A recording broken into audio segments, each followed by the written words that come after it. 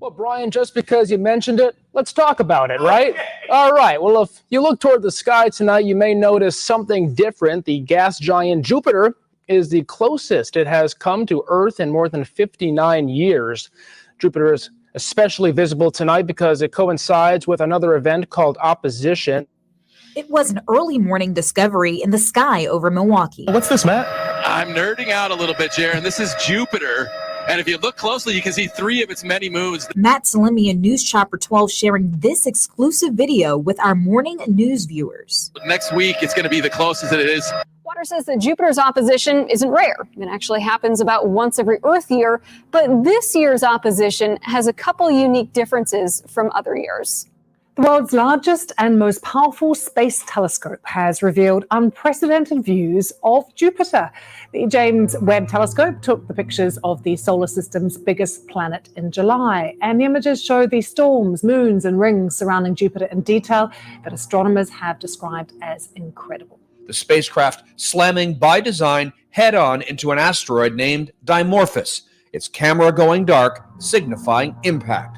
Astronomers around the world have shared images from their telescopes. You can see a cloud created by the high-speed collision. And liftoff. NASA launched DART back in November. Its mission, not seek and destroy, but seek and deflect, hit the asteroid and slightly alter its trajectory. But that difference could make a hypothetical threatening asteroid miss Earth in the future. Of course, a lot of referrals to the movie Armageddon. Right. In that case, though, they had humans who had to go up and drill in. This is a little different, thanks to technology, right? Fascinating. You can do unmanned spacecraft to be able to do this. Yeah, incredible. Well, NASA also released a new image from the James Webb Telescope of a spiral galaxy named IC 5332. It's more than 29 million light years from Earth. That's a long way. Yeah. Photo released today also includes an image of the same galaxy as seen by Hubble. Now, the spectacular image features the spiral galaxy shown here. It just looks like a painting of some kind. My It's goodness. stunning, and that exists out there. Oh, yeah. Wow. Space nerds are going to love this story. Yeah. Another You? incredible discovery by NASA's James Webb Space Telescope. Check that out. It shows thousands of never-before-seen stars in a stellar nursery called 30 Doridus. It's nicknamed the Tarantula Nebula for its appearance in previous telescope images. It's been a favorite, by the way, for astronomers studying star formations. It's located at only 161,000 light years away, so it's real close. This is in the Large Magellanic Cloud Galaxy. It's the largest and brightest star-forming region in the galaxy nearest our Milky Way. The image also shows some distant galaxies as well. Wow, that is beautiful. Isn't that beautiful? That's gorgeous. Oh, That is spectacular. Gorgeous. That's too much to wrap my head around. That is incredible, though. Look at the images there. It really is. It's amazing. Not incredible. Mind-blowing. Deepest, sharpest view we've ever seen of the universe. Since then, it has captured faraway star nurseries, cosmic cliffs, and galactic clusters. Anyone can see that the images carry breathtaking beauty and astonishing scale, but what do they actually tell us about our cosmos?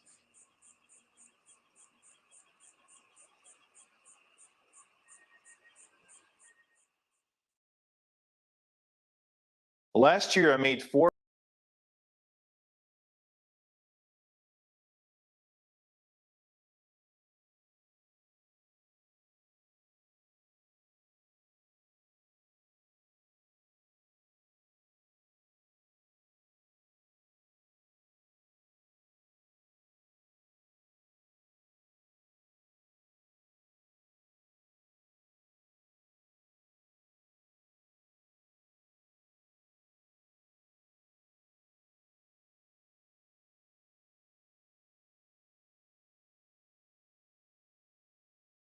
Well, astronomers were recently treated to a once-in-a-lifetime event. One of the brightest explosions in space was captured by space and ground-based telescopes on October 9th. According to NASA, these gamma-ray bursts are the most powerful class of explosions in the universe. The most powerful flash of light ever seen from an event that occurred 2.4 billion light years from Earth. So the burst of gamma rays was first detected by orbiting telescopes on the 9th of October, and its afterglow still being watched by scientists across the world. It's believed to have been caused by a huge dying star as it collapsed into a black hole. Get your head around that, hey, this morning. The afterglow of the burst is made up of X-rays scattered by layers of dust within our galaxy. Those images are just incredible. One astronomer I was reading from the Harvard-Smithsonian Center for Astrophysics said an event like this is the equivalent to getting front row seats at a fireworks show. Just how significant is this? Well, Linda, I mean, this is one of the biggest and brightest explosions in space ever recorded by telescopes. It's so bright that scientists and astronomers believe that they're not going to see anything else quite like it, potentially for decades. And this all started, this giant explosion started about 2.4 billion light years away. It's been traveling through space for billions of years and then finally reached Earth and the telescopes and sensors in our solar system last week, 10 days ago, about 10 days ago on October 9th. And so what scientists believe happened is that there was this massive explosion of a star, likely 30 to 40 times the size of our sun. And what that explosion was a supernova explosion, a star dying essentially and becoming a black star. And when that happens, what you're seeing on your screen right there is that stream of particles that comes from a supernova explosion.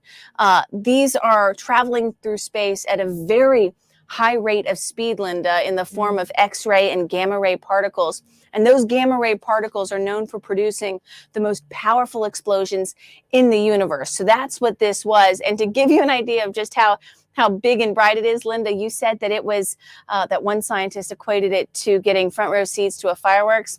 Well, I liked this analogy. One team of researchers are now, inside their research group are now calling this the boat, kind of like the goat, the greatest of all time. Well, this is their analogy for the boat, the brightest of all time. And so this really was something that scientists weren't expecting, took them by surprise.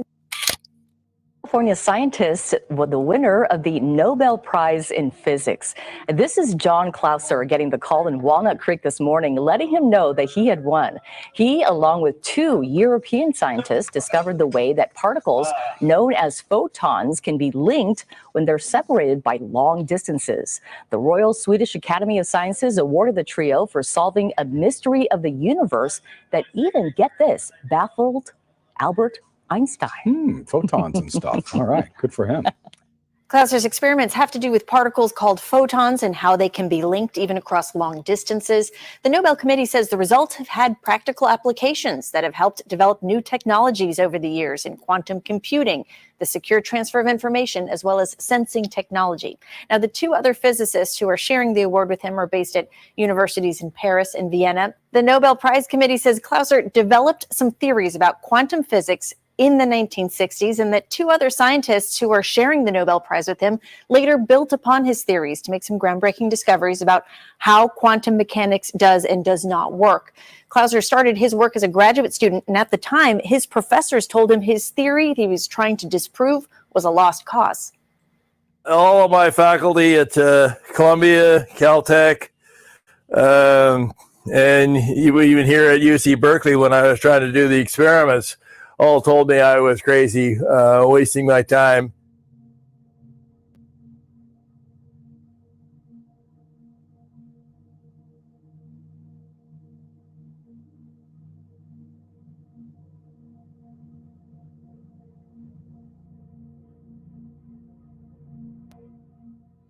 And this year's Nobel Prize in Physics has been awarded to Alana Spey, John Clauser, and Anton Zeilinger, whose collective works have carried out that test, establishing to most people's satisfaction that Einstein's conventional view of reality is ruled out, that quantum entanglement is real, and more than that, have shown that quantum mechanics and entanglement can be leveraged for applications ranging from quantum computing to quantum teleportation. Spectacular results that have both changed our view of reality and whose technological implications are both exciting and profound. Quantum entanglement. Briefly put, Einstein and his colleagues found that, according to the math of quantum mechanics, if two objects interact and then widely separate A subsequent measurement on one of those objects, revealing one or another quality, would have an instantaneous influence on the other object, regardless of the distance between them. Einstein called this strange quantum connection. He called it spooky action at a distance, and it troubled him deeply. His straightforward, intuitive belief was that widely separated objects are independent of one another. But quantum entanglement seemingly denied that by providing an invisible quantum connection capable of linking the distant objects together, or, as the name says, entangling them. Einstein could not accept this quantum view of reality. Thank you. Well, you ever wonder how a star is born? Take a look at these stunning images NASA just released. Yeah, NASA's James Webb Telescope captured a lush, highly detailed landscape of the iconic Pillars of Creation. We're getting a spectacular new view tonight of the Pillars of Creation. That's a vast cluster of newly formed stars. Researchers hope it helps them revamp their models of star formation. It will also give them a better understanding of how stars burst out of these dusty clouds over millions of years. Just beautiful. That is beautiful, the birth of a star. The Pillars of Creation. Wow. It's amazing. It's an area where new stars are born. In fact, this is where Craig started. Right here. 6,500 light years from Earth. So here's what's cool. I know I'm going to step out of my light here, but you see these like little red dots? Yes. Yeah. Those are the new stars. That's where they're kind of bursting out from the clouds. They're made of dust and gas. So that's where it's believed that these stars are coming from. But they're a few 100,000 years old, which is kind of new in, galaxy Oh, they're times. young. Look at that. I'll point to them again while she knows. It's fascinating. It looks like something out of somebody's imagination, except it's real. A new infrared image shot by the James Webb Space Telescope shows the pillars in stunning detail, revealing countless previously unseen stars. It's far more detailed than the famous view we got from the Hubble telescope in 1995. Looks like a creature almost. Exactly. It almost looks like a drawing. That's This is the you real posted deal. this on your I posted it on the I love Instagram it. because I just thought, It's fascinating. So this is a gamma ray burst, which is the most energetic type of an explosion ever observed in the universe. It is believed it is the most energetic type of an explosion apart from the Big Bang, which created the universe. And these gamma rays, they're not exactly rare. Somewhere in the universe, they happen multiple times a day. We do detect them like once a day, but what is rare is to see where they come from, because usually they just like so random and so short that we don't really see them happening. So this one is not just like very powerful and very kind of long lasting, which is kind of a strange thing, but it's also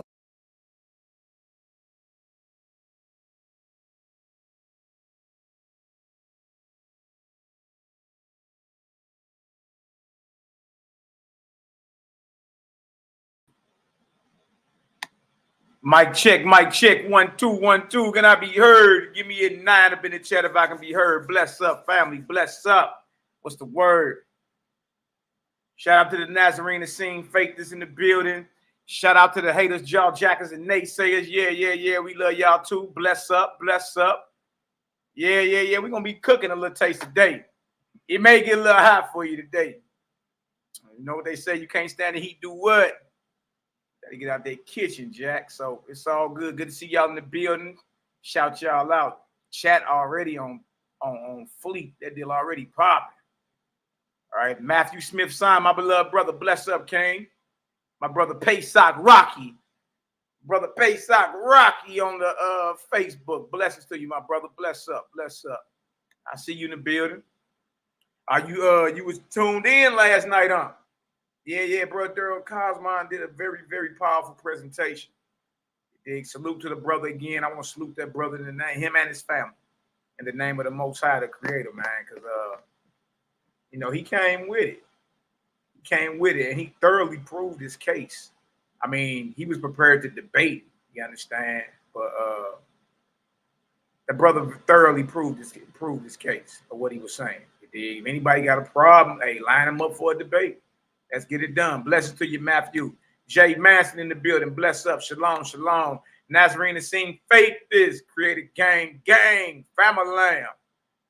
Bless up, bless up. Yahweh. Yahweh. Shalom, brethren. Blessings to you. I salute you in the name of the Most High Creator, Yahweh, Yosef the Nazarene, my beloved Maryland brother. Bless up, King. Abundant blessings to you and your family. Do you that know that? City of Compton. Oh, wait. Oh, wait. That's my YAH'KI. You already know. And tune in to the Sisters channel tomorrow. Y'all go ahead and post that link whenever y'all can. I'm supposed to be on the Sisters channel tomorrow, I believe it is, YAH'KI, or maybe it's the week after. Let me know.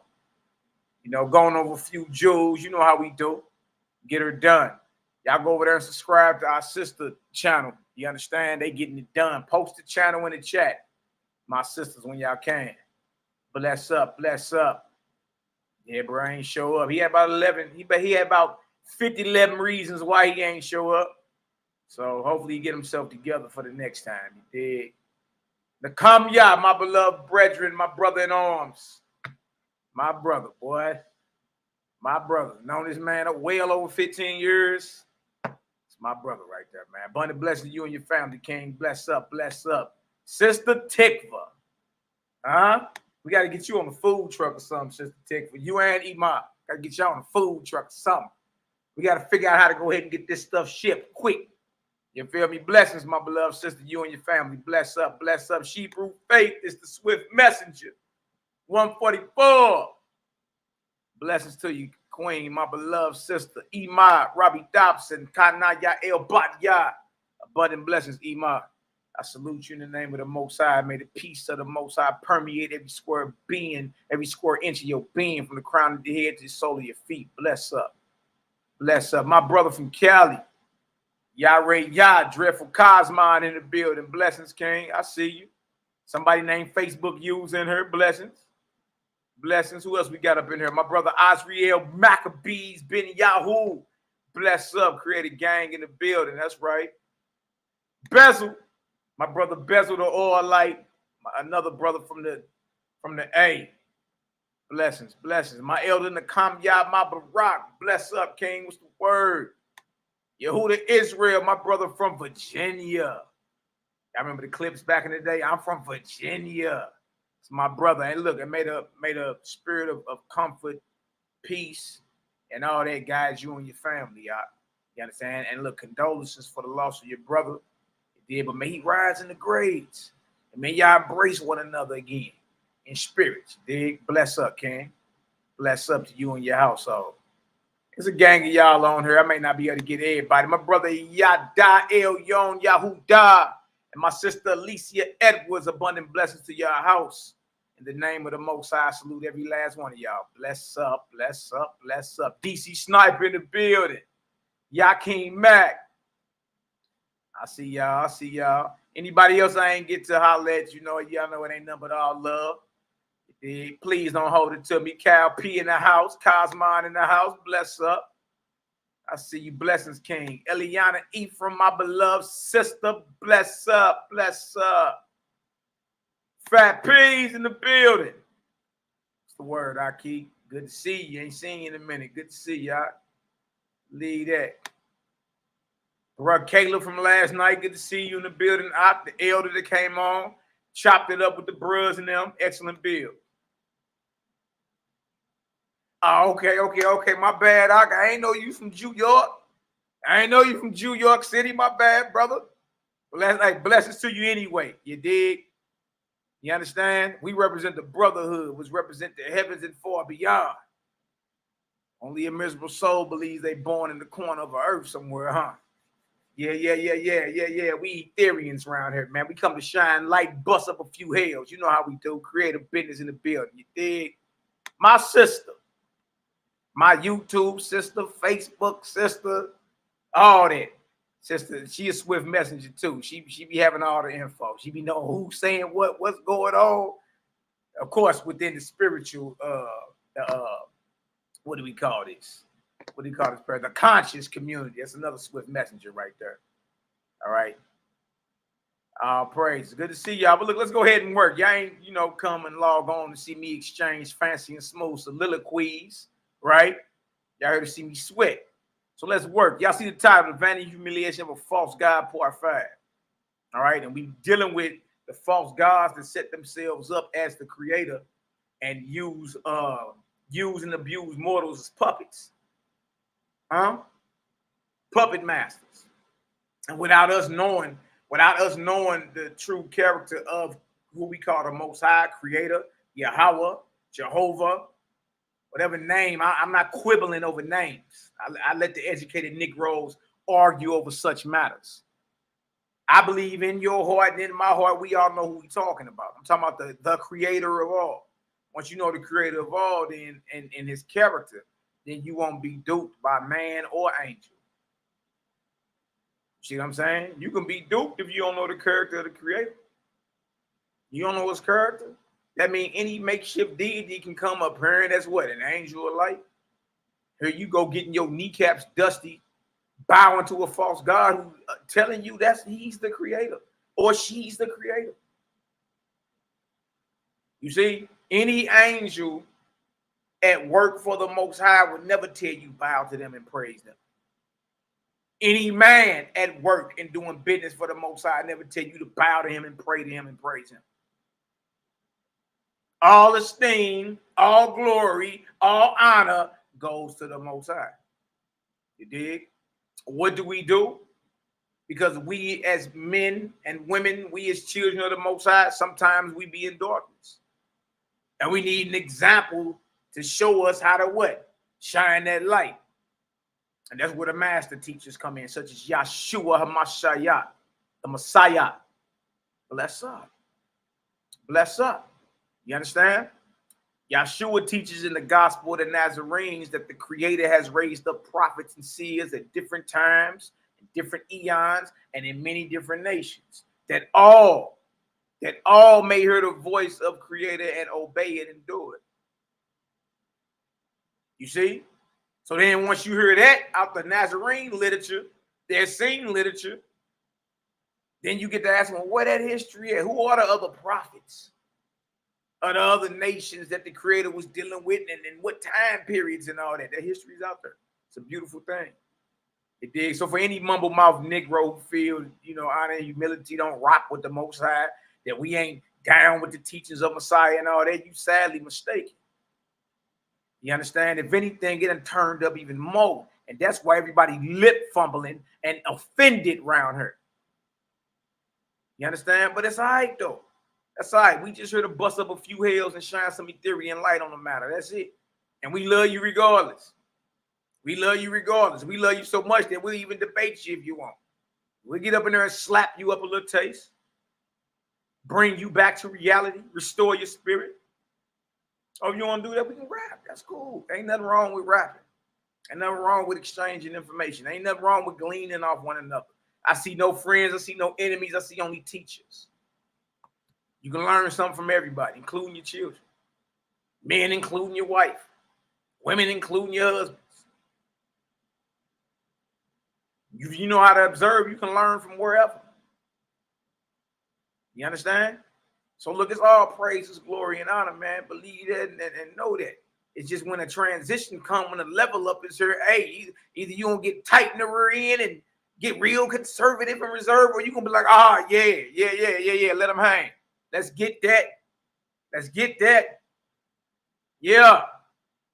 So once you get back to listening within, you understand? The Creator been dealing with every last one of you brothers and sisters before you can remember, before you can even speak. The Most High Yahweh been dealing with you, speaking through your soul. You looking everywhere but inward. You looking everywhere but inward.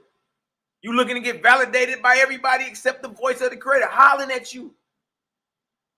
You know right and wrong. You don't need a MALAKIMAC to tell you what's right and wrong. You already know it. Look, you know what's wrong while you're on your way to go do it, don't you? So understand, man. Understand. Like, look, you ain't held accountable to damn Negro feelings about what you got going on. Now, this is your journey. Only you can view your life from your vantage point. Nobody else is inside your body looking out your eyes. viewing life how you view it. This is your journey. You understand? And through many experiences, through many lessons, you become more and more perfected or more in tune with Creator. You understand? So anybody, you may be hearing, you know, mumble mouth Negroes run their mouth because they offended that we don't just deal with the Bible, we deal with text outside the Bible. You understand? And we got enough sense to understand when we reading the Bible, when we not dealing with the Creator. That ain't the Creator that told you that ain't the Creator that told the prophet to curse 42 children and cause 2 birds to come eat them. That ain't the Creator. Stop it. You know it.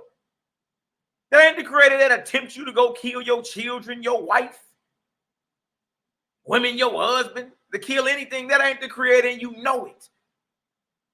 And ain't damn one of y'all willing to go that far. You see what I'm saying? So you got to learn how to decipher.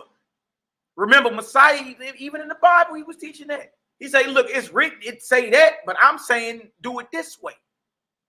Yeah, it's written, eye for an eye, tooth for tooth, blood for blood, but I tell you to resist not evil. He say be not resistant.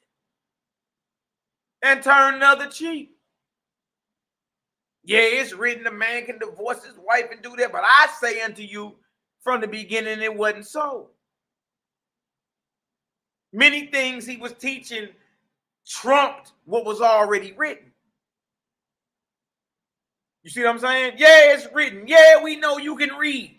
Yeah, we know it says in certain parts of the Bible, kill infants, kill sucklings. That's them that's on the breast. Bash their heads against the wall. That ain't like it don't say it. So what is y'all offended about? The brothers is going into the text itself and showing, hey, some of this stuff problematic, Jack. You may want to reconsider. Then we go back 2,000 years and show you Peter, Nazarene Acts. He doing the same thing. He like, no, that ain't right and exact. That ain't right and exact. You really think that's about an apple? You really think that's about literal fruit? You really think that's the Geico lizard talking to Eve? Like, you really think that's going on? So they questioning what they was reading, the Torah that you have today. They was questioning 2,000 years ago. And I'm talking about the ones that roll with the ascended master, the master teacher, Yahshua. You see what I'm saying? So when it's time to elevate and or take it to the next level or transition, many people gonna be afraid and, oh, you know, look, I'm not a superstitious type man. I ain't never been afraid of nothing. You understand? So if it vibrate and rock with my spirit, I don't owe it to no man or woman to explain to you why I read this or read that, or why I feel, or why my perspective of Creator has changed. I don't owe damn Nick wrote that. But you about this. I love you enough to talk to you about it if you want to rap. You understand? But I'm not bound to Nam Negro, Nam woman. You understand? My allegiance is to the Most High, the Creator, period, point blank, in the story. And my brothers and sisters that's out here laboring to do the very same thing. Period.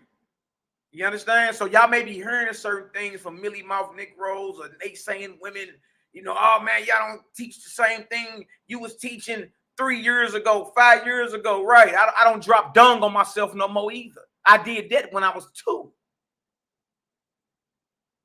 Everything transitions, everything changes, everything grows.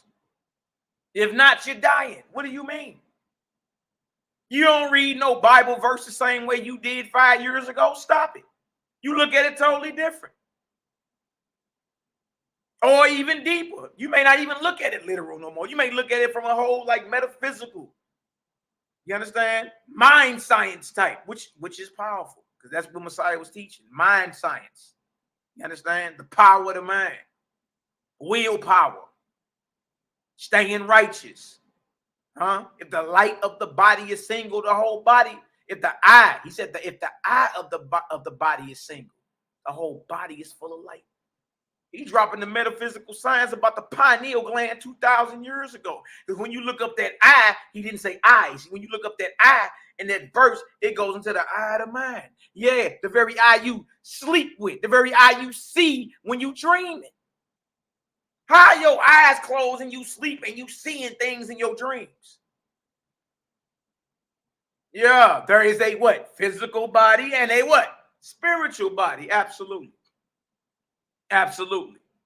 You understand? So never be afraid to elevate and grow and even express yourself if need be. And whoever get mad, they be all right. You be all right. It's all good. And whenever you're ready to rap, let's rap. You understand? But look, your little brother, I match energy over here. So, I mean, if you rah-rah, I can be on rah-rah too. It's just what it is with me. You dig? But I'd much rather just rap to you. And let's go over this stuff, man. Let's look at certain things. All right? I see no friends or enemies, only teachers. All right, let's get into this. We just was looking at some of them videos, you know what I mean, about the galaxies and all that, right? And the spirals and all that nature. I want to show some of this first before we get into our actual lesson. All right, I want to show y'all this right here. All right, check this out. Hold on for 1 second. Hold on for 1 second. Let me show y'all that. My brother Yosef Ben Israel, nothing wrong with growth. Your mind should always be growing and increasing. No, absolutely. Absolutely, man. And then look at it, and even if you ain't on whoever level, we willing to reach back and pull you up. That's how much we love you. We willing to reach back and pull you up. But you know, keep that rah-rah where it's supposed to be at. Because you bump into a brother that matched that all day. Every day, I'm gonna match it. Like you're never gonna roar and like, dang, cow it down, ain't say nothing good. Like, what's going? Nah. I'm gonna match that right back. Like, what's good? You know what I mean? Eventually, we gotta have a conversation. My brother Uzi, I salute you in the name of the Most High. Blessings to you and your family, King. What's up with them little jokers? Tell my nephews I said shalom, man. Abundant blessings. I ain't seen you in a minute. Need to see your face, boy. Need to see your face. All right, let me share this real quick. My beloved sister Yvette Tooney Mangrum, y'all. You already know it. Look, hey, sis, whenever I'm on, it's hot in the kitchen. We cooking. You dig? We gonna cook around here, boy. Believe that, know that. We gonna cook. Let me make sure y'all can see all that when I pull that up. All right, so present, screen share. I'm gonna do the entire screen on this one. Let me know what that look like. All right, let me go here. Being that we just saw, before we get into our actual class, all right, being the videos that I just showed was about spiral galaxies and all that, right? This right here is the book of YAHWH, chapter 3. I wanted to share this because this jumped off the pages at me when I was looking at it. It jumped off the pages. You understand? I was like, dang. So when I saw that in real time, I mean, regardless, if anybody believe NASA, because I done heard that before, NASA mean deceive. NASA also means to rise as well. I mean, you can look that up in Psalm 120 or Psalm 121. The Psalms of degrees, the ascendant Psalms, right? When he says, I will lift up my eyes toward the hills from which cometh my help. Look up that word for lift up. You're going to see the word NASA. So NASA doesn't just mean deceive. I heard a lot of Hebrews spinning it. It also means to lift up or to raise. You understand? And for those who was always bringing that out, they never brought out the flip side of the coin. It mean that as well. It's spelled different in the Hebrew, but it's the sound NASA or Nasa. You can get that several different ways in the Hebrew. It's spelled different. The one way it's spelled means to deceive. The other way it's spelled means to raise or to lift up. And I don't never hear bros going into that. You understand? Like, if you're going to bring some information out, at least be genuine about it. You dig? Be genuine about what you're bringing out. Hold on for a second, y'all. Like, in other words, show every side of the coin is all I'm saying. Make sure you show that. Don't just be leaning, you understand, to like your side of it. Be sincere with your information. And show all of it. All right, I got to pull this chat up, y'all. Can't see them. All right, so look, let's get this going right here. Y'all seen the videos we just showed at the beginning, right? This is the book of YAHWH, or the book of Jehovah, chapter 3. All right, some illustrations of the Yeah, but let's get into what these words is talking about. All right, 3 and 1. Thus spake Yahweh by light of Cosmon. He proclaimed these things among the nations of the earth. So when you're dealing with cosmogony or cosmogony, however they talk about it, cosmology, cosmogony, cosmology. However, when you're dealing with that, that's universal. Right? There is a such thing as racist science, but when you're dealing with the study of the universe, which is cosmology, you understand? That's universal. Because everybody got the ability to look through a telescope, especially in this day and time, and to observe for themselves. Look at this. Now remember, this information was transmitted in the late 1800s. All right, way before this information age. Look at this.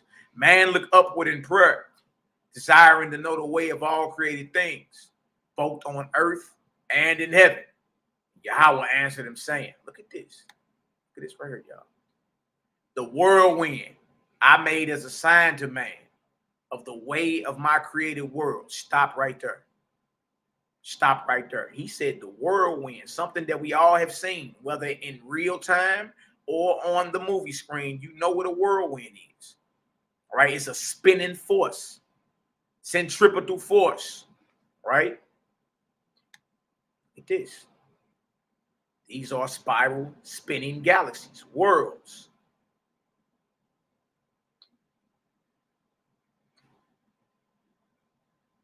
Right? Way before a James Webb telescope, way before the Hubble telescope, way before any of that. All right? This type of understanding was going down or going out. Look at these galaxies. So the Creator is giving you his methodology of creation. He uses a vortex. All right? Right? Vortex is a spinning force, spiral. There ain't no coincidence that they all capturing spiral galaxies now.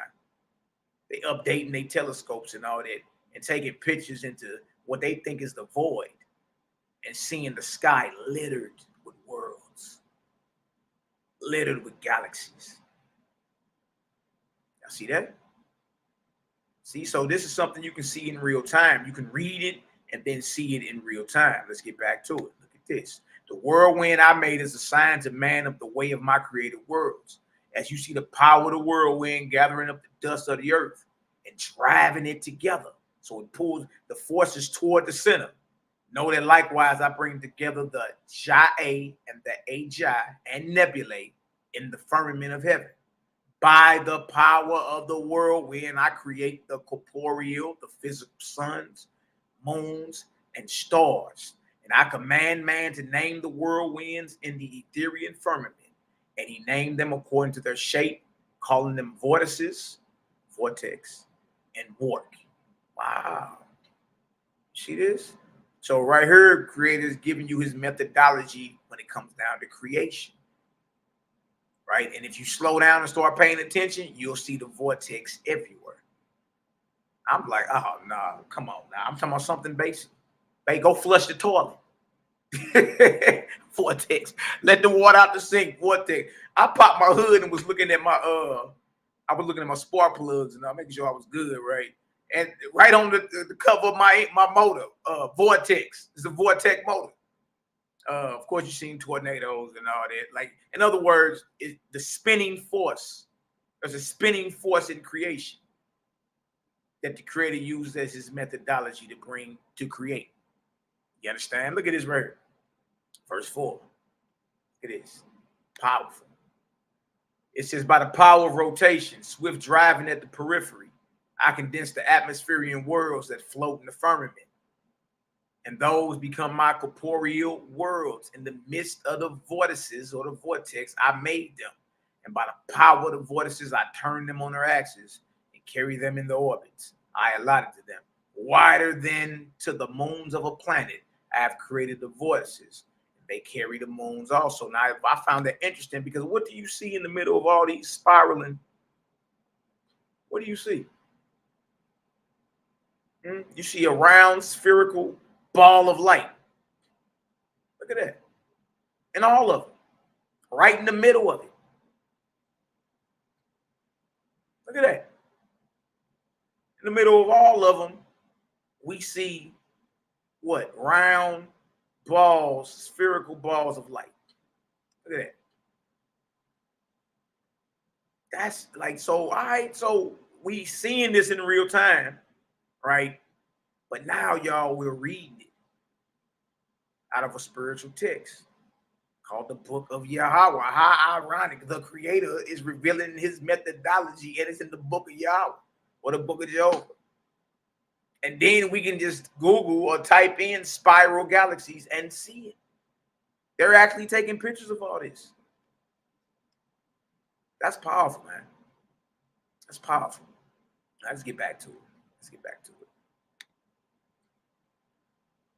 Verse 5. Around some of my corporeal worlds, I have given nebulous belts and rings so that man can comprehend the rotation of my vortexing worlds. Isn't that true? Around, like, ain't there supposedly a ring around Saturn or Jupiter or Uranus or whatever you may call it? For each and every corporeal world, I created a vortex first. The vortex is created before a physical world. And there it is right there. You can see it right there. See it right there. In fact, let's click on this. Click on that. There it is. Look at that. So a spinning force is created first, right? And based off that vortexian current, that corporeal world is made. In this first stage is a ball of fire, aka, you know it is what? A sun. Wow. And we just watched them videos, and that's exactly what they was talking about. They were showing this. Let's get back to it. Look at this. This is some vortexes. Look at it. To make the sun, look at this. You just saw it. You see glowing balls of fire in the middle of the vortex, do you not? Okay, now watch this. To make the sun, I created a great vortex, and within this vortex, I subject to it. I made the vortices of many other corporeal worlds. The sun vortex I caused to rotate, and I gave it power to carry other vortices within it. According to their density and position, they are thus carried forth and around the sun. Look at this. Look at this. Do not think, oh man, that I created the sky barren waste and void of use.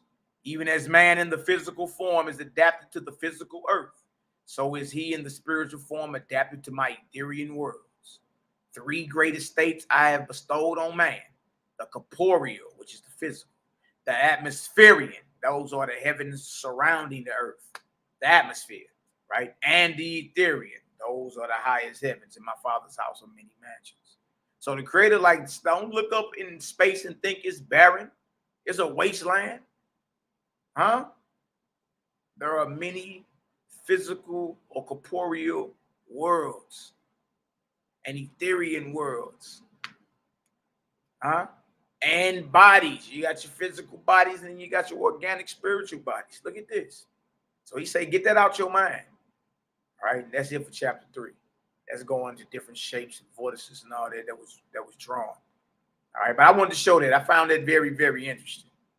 All right, the methodology. Look at this right here. It's supposed to be Saturn. A picture, a composite of Saturn. There go the rings. He says with some physical corporeal worlds, he created rings around him that man could comprehend the rotation or the vortexian current. That man could comprehend the methodology of what? His creation. Y'all see that? Go check that out. When y'all get a chance, I want to, plant back off the video showing they out there showing the cosmos and trip off how we keep running into spiral galaxies. Well, in the Book of Yahweh and HOASPI, it explains that that's the methodology. The reason you're running into spiral galaxies and all that is because of what? The vortex. That's the methodology the Creator used to create everything. Sun, moon, stars, earth, other physical corporeal worlds. You understand? Look, even when you're dealing with somebody that's running on high energy, you say, man, your aura is popping. The vortex is sped up. There's even vortexian current surrounding you. Huh? When that deal done slowed down, you real sad. That deal done turned up, you know what I mean? You on 100. It's just what it is. All right. So I thought that was very, very interesting. Let's get back to this right here. Remember this. The name of the class is The Vanity and Humiliation of a False God. This is part 5. All right, we're going to go to Book of Wars Against Yahweh. Actually, in Chronicles, it tells you there's a book of the war of the Lord, right? Well, we reading out of it right here. We're going to go to the end of chapter 41. All right, this right here is the cat that styled his name is Darius and calls the names of the Lord and God, which are titles bestowed upon angels that work for the Creator. He calls the term Lord God to be worshipped in the earth. All right, this is a false god named Anu Hassaj. All right, roughly 6,000 years ago. He's responsible for, look, when you really, shout out to my brother Daryl from last night because he touched on it. On a major way, in a major way. Anu Hassaj or Darius, Deos, you understand? Lord God, if it's being worshipped in the earth or whatever it may be. This is when his kingdom finally fell, right? And he gets cast into torment. He gets stripped of his jewels and jumped by all his servants and slaves. And he get bound and cast into torment. All right? Now watch this. I'm going to start at the book of the war, the wars against Yahweh, chapter 41, verse 10. Yeah, I'm talking spherical, ball, spherical. I'm not talking about another. I'm not talking about a pizza, bro, Caleb. I'm not talking about a frisbee. All right, when you look deep into that deal, they're spherical. You know what I mean? Or a ball, if somebody want to call it that. Look at this. Thus for years, this maddened God, this is the false god Anu Hassaj. All right.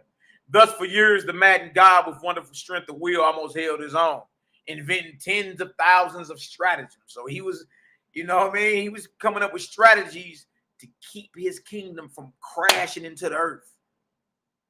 All right.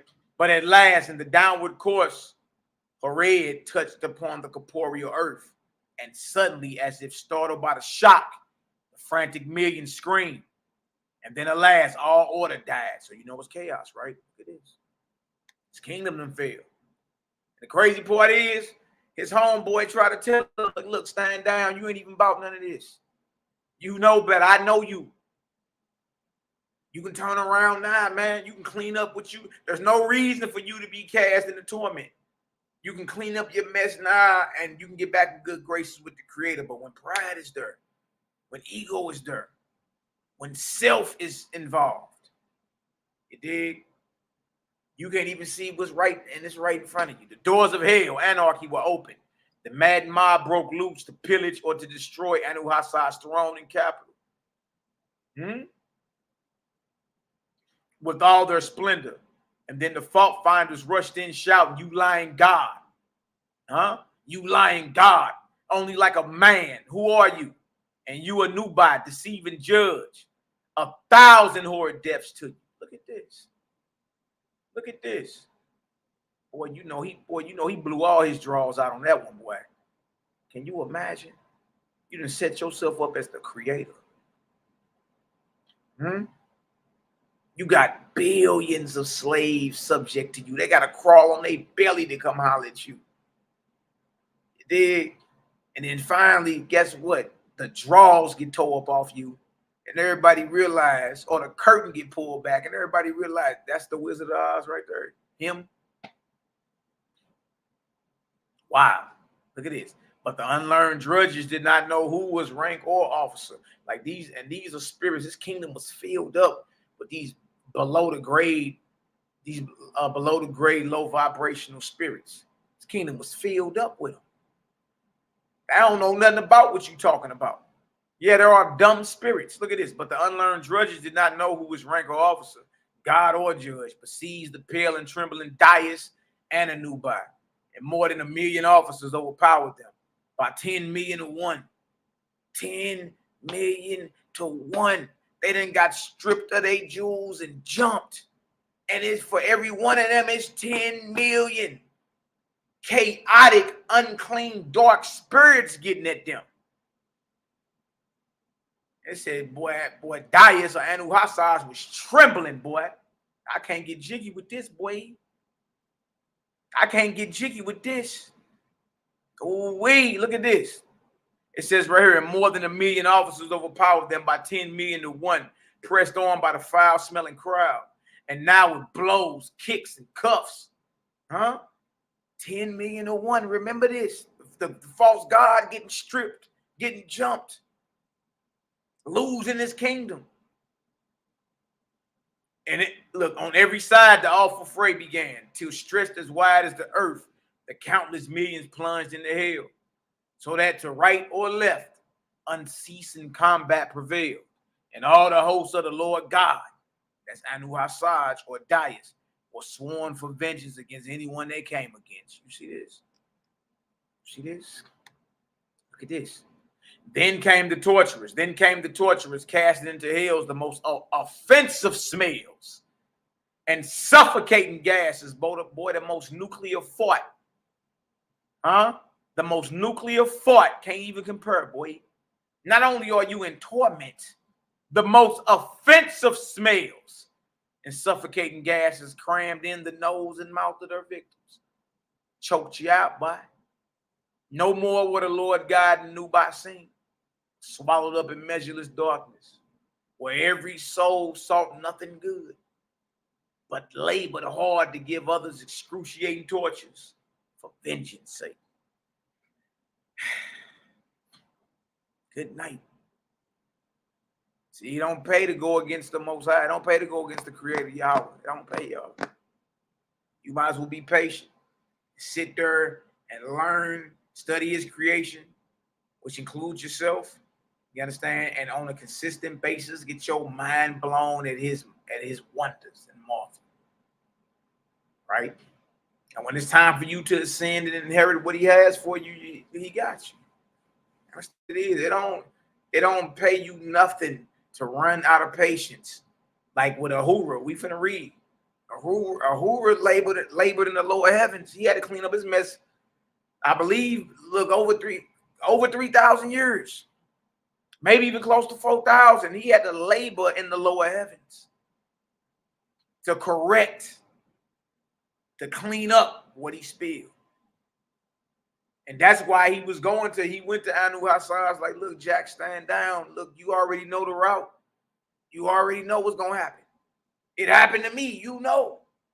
And the crazy part about HonorandHumilitySTL or Dais, or the one who calls the titles of Lord God to be worshipped, he already had been in hell once. He had already been cast into that deal and delivered out of that deal, and supposedly he had learned his lesson. You see what I'm saying? Let me get these Slovakian whores up out of here. Hold on. Block user. Yeah, I do need a moderator. I don't even see nobody up here. Matter of fact, we need NehemiYAH. If you still on here, handle that for me. You already know. Where was I at? Okay, we in chapter 42. Chapter 42. God in Cryoshua. Now, this is true God. This is God who is a son of the Creator or the Most High. All right, He's not worship. He don't want you to pray to Him. He don't want you to bow to Him. You understand? He's simply there. Him and his entire regiment, his entire kingdom is there to assist mortals in raising them up. In essence, gods and goddesses are your big brothers and sisters who are highly advanced and highly trained in the spiritual realm, right? Nothing more than what you will become one day if you choose to be. And your job gonna be their job. Same thing their job is today. You understand? Assist mortals in their resurrection. All right, now remember, true God, He's responsible for every soul in the earth, or every spirit in the earth and in the heavens. All right? Look at this. God in Cryoshua prayed to Yahweh as to what He should do to release Dais and Nobel. Yahweh answered him, saying, my son, you should first labor for those who desire. Whoever courts darkness does not deserve your hand. That's crazy. Since the early days, I have proclaimed warnings to those who put me away. But in their self-conceit, they denied my person and power. So he like, look, now ain't the time to be worrying about. You got a good heart. You got a great heart, son. Right? Now, this is a false God who just got cast into torment, and one of his brothers, true God, who stayed down with the Creator, you understand, is praying to relieve him of that. Like, let me go relieve him. You know what I mean? That's a true friend right there. Even though you don't went off, even though you out here doing your own thing, even though you know what you're doing gonna get you, you're digging your own grave. That's a true brother right there. Like he asked the Creator, look, give me the understanding and wisdom to deliver. Right? But the Creator told him. But he tell him, my son, you shall first labor for those who desire. Whoever courts darkness does not deserve your hand. So he's saying, look, labor for those who down. All right. Since the early days, I have proclaimed warnings to those who put me away. But in their self-conceit, they denied my person and power. If you were this day to deliver from hell Dais and Anubai and their billions of self-torturing slaves, they would only use their deliverance to mock my creation, saying it did not last. It was only a breath of wind. For which reason you shall not yet meddle with the hells of horror. He said, let them sweat for the taste. See? And that's for anybody thinking they gonna treat the Creator like he's some chump sucker. It don't work like that. It don't work like that. He said, now let them sweat for the taste. Look at this. Look at this. In 400 years, I will bring the earth into another dawn of light. Till then, let Dais and the Nubai and their hosts take their course. Let them sit for 400 years. Whew. Wow, that's a long time, man. Let them sweat for 400 years. But notice it ain't forever, though. Notice that. Now look at this. God inquired concerning Osiris, Ten, and Sugar. Most of us have heard of Osiris before. This is Osiris the False of Egypt. That's him. Matter of fact, I'm gonna pull up remind me to pull up the Judgment Hall of Ma'at. I got that actually saved on my computer. All right, so you'll see like these things, like there was an actual false deity, a false god who had inspired a mortal man. You understand? In Egypt, thousands of years ago, and inspired the priest in Egypt thousands of years ago, and that's where you get your Kemetic spiritual sciences and systems from.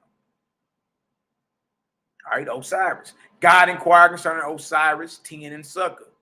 All right, Ten dealing with China, Japheth, Sugar dealing with the Indian philosophies, the red dots. And Yahweh answered them, saying, sufficient for them is the light they have received. Allow them also to take their course, for they also shall become involved in hells of their own building. The Creator, like, look, don't go chase them down. Don't even worry about them. Let Osiris, Ten, and Sugar do what they do. Because guess what? In the end, they know the route too. In the end, guess what? They shall become involved in hells of their own building. That's the wisdom we pouring from this understanding. Is that whatever judgment or torture you find yourself in, once you cross over, it's your own doing. The Creator so merciful, you understand? He coming to get you about it though. And guess what? You're going to learn from what you did. And guess what? You're going to get better. You're going to clean up your mess. Whatever it is you did, you're going to clean that up. All right? You're going to labor to raise up others. All right? You got to do all that, however long it takes, before you can experience in my Father's house of many mansions. Look at his words. So you dig your own hell, but you build your own hell, basically. Verse 5. But be attentive to my chosen, the who? The faithless. The faithless. You Israelites that follow the higher light, the higher way. All right? But be attentive to my chosen, the faithless, in all parts of heaven and earth, not letting one of them fall into hells of my enemies. Look how merciful the Creator is. He said, look, I got the souls, I got the spirits of those that follow me, my chosen, the faithless. All right, there are faithless amongst the Israelites, there are faithless amongst the Indians, or those of the Buddhist philosophy. There are faithless amongst the Chinese, or faithless amongst the Africans. Faithless all over. And a faithless is one who has absolute unwavering faith in the Creator, Yahweh, the Most High. The all in all, the ever present, always was, is, and never shall be. Means you are faith this. You know the Creator is real. It's really past a belief. You know it. All right. So because Creator has provided for you. Because your education continues once you cross over. All right. You become more skilled and advanced after you cross over. Right. For the purpose of helping out what? Mortals. Look at this. God acquainted Ahura with Yahweh's words. Then Ahura prayed to Yahweh, saying, "O Father, grant me permission to go to Osiris and to Ten and to Sucker to plead your cause. Behold, the Lord God, aka Anuhasaj, is locked up in hell. Even high-raised gods will not find it safe to go to him." You dig? So Ahura is praying to the Father or the Creator, and this shows right here that the Creator is not the Lord God. The false god Anuhasaj calls the titles of Lord and God to be worshipped in the earth. Wait till you hear about his judgment. Wait till you hear about his judgment and what he got to do for that. All right. Yahweh or Jehovah is the Creator. All right. Behold, the Lord God is locked up in hell. Even high-raised gods will not find it safe to go to him. Yahweh said, "Why, O Ahura, do you desire to go to Osiris, Ten, and to Sucker?" The Creator, like, why? Because Ahura got a good heart, man. You know what I mean? Like, he really cared about his partners. He cared about his brothers, even though they didn't went off. He really cares. And he really want to holler at them. Hey, look, if I can stop you from going through what I went through, I'm going to do that. I'm going to at least try. Look at this. Yahweh said, "Why, O Ahura, do you desire to go to Osiris, Ten, and Sucker? Do you not know how difficult it is to alter the mind of a mortal man? And yet these self-gods are 10 times more stubborn." Man, look, the false gods are bullet-headed. Soft gods, boy, are stiff-necked and rebellious. Sound familiar? He said, "Do you know how difficult it is to alter the mind of a mortal man? What you think you gonna get accomplished hollering at a self-god? Huh?" Look at this right here. Look at this right here. Verse 8. Ahura said, "I know I cannot change them. To break this matter of conceiting, and all learned men are liable to fall into it." Facts. "None but you, O Yahweh, have power. But these self-gods were long ago my most loved friends." Hey, man, you got to thank the Creator for, you know what I mean, a good brother, a good friend like Ahura. Like, we all need brothers like that around us, man, who going to tell you stop. And even when you finally fall out there pleading your cause, like, look, let me get them together. Like, man, these my partners, man. "Behold, I will go to them as a father would go to a son and plead with them." Yahweh gave permission to Ahura to visit the 3 great self-gods. So Ahura fitted out an Otivan. All right, so what did he do? He made him a spaceship real quick, chariot. So Ahura fitted out an Otivan, and with 10,000 attendants, 1,000 heralds, and 5,000 musicians, besides the officers of the fire ship. Made him a fire ship real quick, huh? Set sail for Chesugal, Ten's heavenly place over Japheth. And when he arrived near the place, he halted and sent his heralds ahead to inquire if he could have audience with Ten.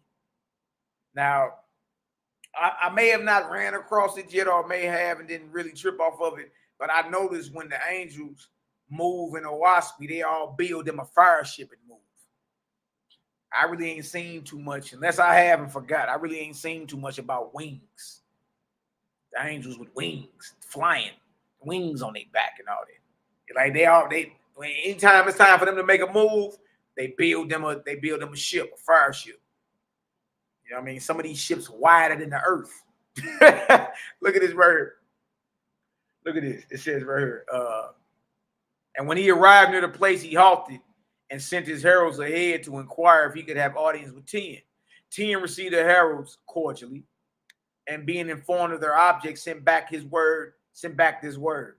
Ten, the most high ruler of heaven and earth, sends greeting to Ahura, commanding his presence, but forbidding Ahura and his host from speaking to any soul in Chisu Gold except himself 10. Uhura received this insulting message with composure and then proceeded and entered the capital city, the heavenly place of 10, where he was met by 1 million slaves. Look at this. 1 million slaves arrayed in the most gorgeous manner. You're a slave. Yeah, you bling and you look good, but you're still a slave. Look at this. These conducted him and his attendants to the arena, where Uhura was received by the marshals who brought him to the throne. Leaving the attendants in the arena, her 10 saluted on the sign of Taurus, X-Bow-Ed, and Uhura answered in the sign friendship. 10 signaled privacy, and so all others fell back, leaving Uhura and 10 alone. I thought that was tight. It got her to fail back. That's how we talk.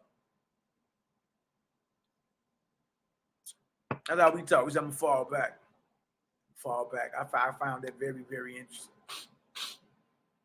10, my bad, y'all. 10 signaled privacy, and so all others fell back, leaving Uhura and 10 alone. 10 said, come and sit beside me on the throne. Uhura said, because you have not forgotten me, I am rejoiced. And he went up and sat on the throne. 10 said, because you are my friend, I love you. Because you are beside me, I am rejoiced. It is more than 1,000 years since my eyes have seen you. Look at that. See, the spiritual realm, 1,000 years is, it is more than 1,000 years since my eyes have seen you. Tell me, Uhura, how is it with yourself and your kingdom? Uhura said, as for myself, I am happy for the greater part. My kingdom is happy also. My trials have been severe and long enduring. But of my 4 billion, more than half of them are delivered beyond atmosphere, high rays. And of the others, they grade from 50 to 90. So Uhura, when he got delivered out of hell and given his kingdom back, and they all had to wear prison garments, his whole thing, however long it took, he had to labor to raise up these lower than low graded spirits who were his subjects and slaves. The slave master had to labor with the slaves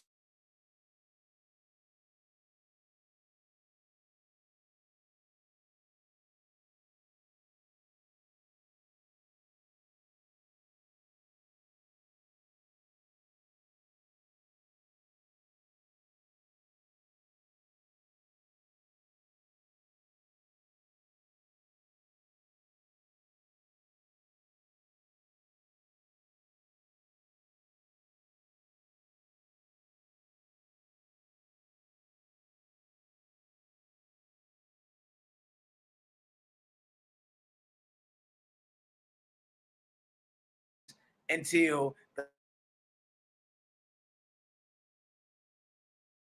let me know if y'all can hear me. Snap. Y'all hear me? Give me a Yahoo if y'all can hear me. Let me a Yahoo if y'all can hear me. Yahoo, Yahoo, Yahoo, Yahoo.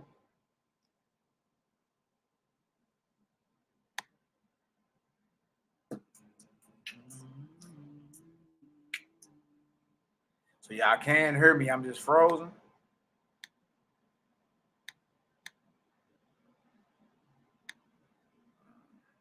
Yeah, I'm frozen on the screen too. Dang. So I can't be heard. Hold on.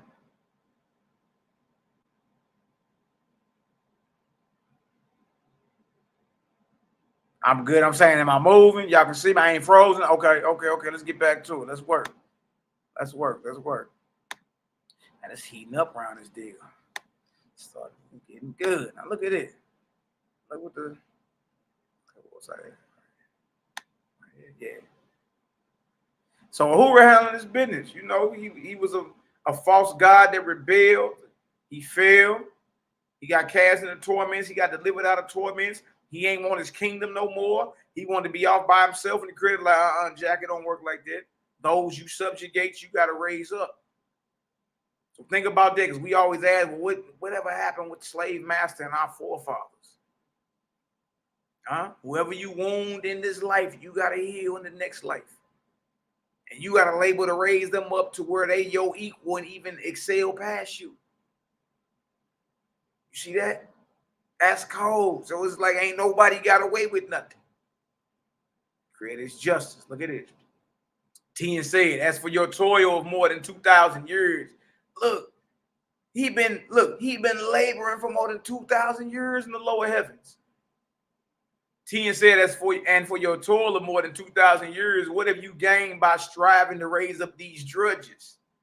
Who said, only this, O Tien, peace and rejoicing in my soul. Wait, that's what you get when you help out others. Now you fulfilling your purpose. And that's all our jobs. That's your work out here. You understand? Love your neighbor as yourself. Put a smile on somebody's face. Stop being a scumbag all your life. You understand? Put a smile on somebody's face. Hug on your people today. You understand? Encourage them children. Encourage your significant other. Yeah. Yeah, so he like Tien thinking carnal, even though he a false god, he a spirit. He thinking carnal, he thinking for self. What you get out of that? Of raising everybody up. He say what? Peace and rejoicing in my soul. Tien said, look at it. Look at it. Tien said, on that hangs two philosophy. One seeks peace and rejoicing by laboring with the lowest of the low. The other by leading the highest of the high. As for myself, the latter suits me better than the former. I tell you, Ahura, all things come of the will. If we will ourselves to shut out horrid sights and complaints, like those the poor druck and drudge indulge in, we have joy in a higher heaven. To me, it is thus. Sympathy is our most damnable enemy. Look what the false God's saying. False God saying, nah, don't be having no sympathy out here. Don't be having no sympathy out here. Sympathy is our most damnable enemy. That's what the false God's saying. For it binds us to the wretched and miserable. To put away sympathy is to begin to be a great master over others, to make them subservient to our wills. So the whole vibration of dominance over another man, woman, or child. That's a false God vibration. That's a false God vibration. Those that roll with the Creator don't desire no type of servants or slaves. They don't even want your praise. They always going to direct you to give all that to the Creator and encourage you to get better. Right? The false God's telling you to put away sympathy. It's a damnable enemy. Right? And until then, you'll never be a great master over others. To make them subservient to our wills. Look at that. Look at that. Verse 16. Ahura said, is it not a good thing to help the wretched? Tien answered, to help them is like drinking nectar. It makes one's senses buoyant for the time being. That is all. So the false God, like, man, to help them, okay, you gonna get you a good little feeling temporarily. That's it. That's all. They relapse and are less resolute than before, but depend on being helped again. For which reason he who helps the wretched wrongs them woefully. To make them know their places. This is the highest. Oh, yeah, Tien slave master, Jack. Put them Negroes in a place. Dang. That's cold. So now we can identify the slave man or the slave master's ideology and his mindset. Is that of a false God and deity? Now ask yourself as an Israelite, are you adopting that type of mindset? Right? Is the doctrine just the black KKK? Is that what it is? Because regardless of what skin color you put on it, regardless what garment you put on, regardless of how you paint it, if your vibration is to have dominance over others and no sympathy over others, then that's the vibration of a false God, a false deity, Satan. You serving self and you looking out for self. That's it. For do not even God, look at this. It says to make them know their places. This is the highest. For do not even the gods have to submit to their places. To learn to be happy with one's place and condition is great wisdom. In this matter, thousands of gods have fallen. They helped up the poor and wretched as one may. In sympathy, the serpents take them into his house and pity them. But they immediately turn and bite their helpers. But speak, O Ahura, for I have respect for your words. Ahura said, if a man plants an acorn in a flower pot and it takes root and grows, one or two things must follow. The growth must be provided against, or the pot will burst. Even in the same way the lowest drudge in heaven draws from the surrounding sources. None of the gods can bind him forever. Huh? You think you're going to be able to make this drudge, this man, your slave forever? No, it don't work like that. None of the gods can bind him forever. Alas, he will grow. All our bondage over them cannot prevent the soul, sooner or later, from taking root and growing. How then can we be gods over them forever? Look at that. Who would say, look, you, guess what? You selling up, you going against the river. You fighting the uphill battle. Talking about you trying to keep all the drudges in bondage and make them know their place and not want to raise them up. Sooner or later, they gonna take root and grow. Everything grows, or everything gives account to Creator. Here you go trying to lord over something and have something in bondage. Huh? Sooner or later, it's going to take root. Nothing you can do to stop that. Even the slave masters knew that. Henry Berry knew that. He said, we must by all means extinguish the light that's in the mind of the Negro or the slave. Because guess what? Eventually, his mind is going to correct itself. And he's going to realize his position with his maker. So we must work now to extinguish that. Eventually, it's going to happen anyway. Henry Berry said that, a senator from Virginia back in the 1800s, after the Nat Turner rebellions. He said we got to do whatever we can to extinguish the light. Right now, because eventually it's going to take root. Eventually, the slave is going to realize his place with his Creator, and there's nothing we can do about it. And this, look, and that was said back in the 1800s. This is a conversation between two one-time mortals, or two gods. One is down with the Creator, one ain't. And he letting them know, you wasting your time trying to subjugate these spirits. Eventually, they're going to grow. Tien said, you are a God over them. I am a God over them. Where is the difference? Who said, I am not in my own name. Though I am a God over them, yet I am not God over them. For I teach them they shall not worship me, but Yahweh. You see that?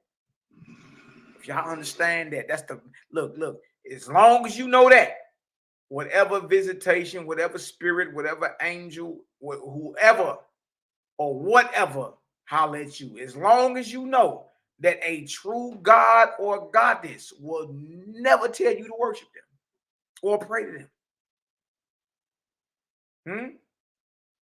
Only get it to the Creator YHWH. If y'all understand that, give me a 1 up in the chat. Because the truth about this, y'all, that's the moral of the whole story. It's the moral of the whole story. If you know that, give me a 1 up in the chat. All right? Any god or goddess that calls themselves visiting or inspiring you, you understand? That's down with the Creator, I never tell you to worship or praise him. Ever. You see that? And you need to know that. You need to know that. There have been many people killed in the name of a God appearing to somebody and inspiring them. Y'all, in current time, he said, for I teach them they shall not worship me, but Yahweh, Jehovah. I train them so that I may raise them away from me. There it is. He's saying, look, I'm a God over them. You understand? But I train them not to worship me. I train them so that I may raise them away from me. Nor do my people serve me, but serve the Great Spirit. The Great Spirit is the Creator. You teach your drudges. Now look at this. You teach your drudges that you are the all-highest, and that they shall be contented to serve you everlastingly. You limit them to compass of your kingdom. I do not limit my subjects, but teach them that their progression is forever onward, upward. Y'all heard that? We talking about eternal resurrection over this way. That's it. Forever, upward and onward and outward. Because the Creator has so much for you. In my Father's house are many mansions. You think he talking about Jerusalem? You think he's talking about Jerusalem? Is that what you think? Or do this make sense?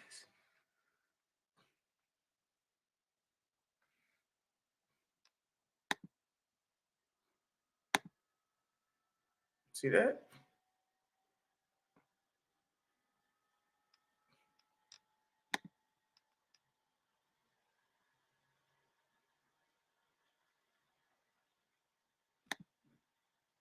Look at that. Oh, wait.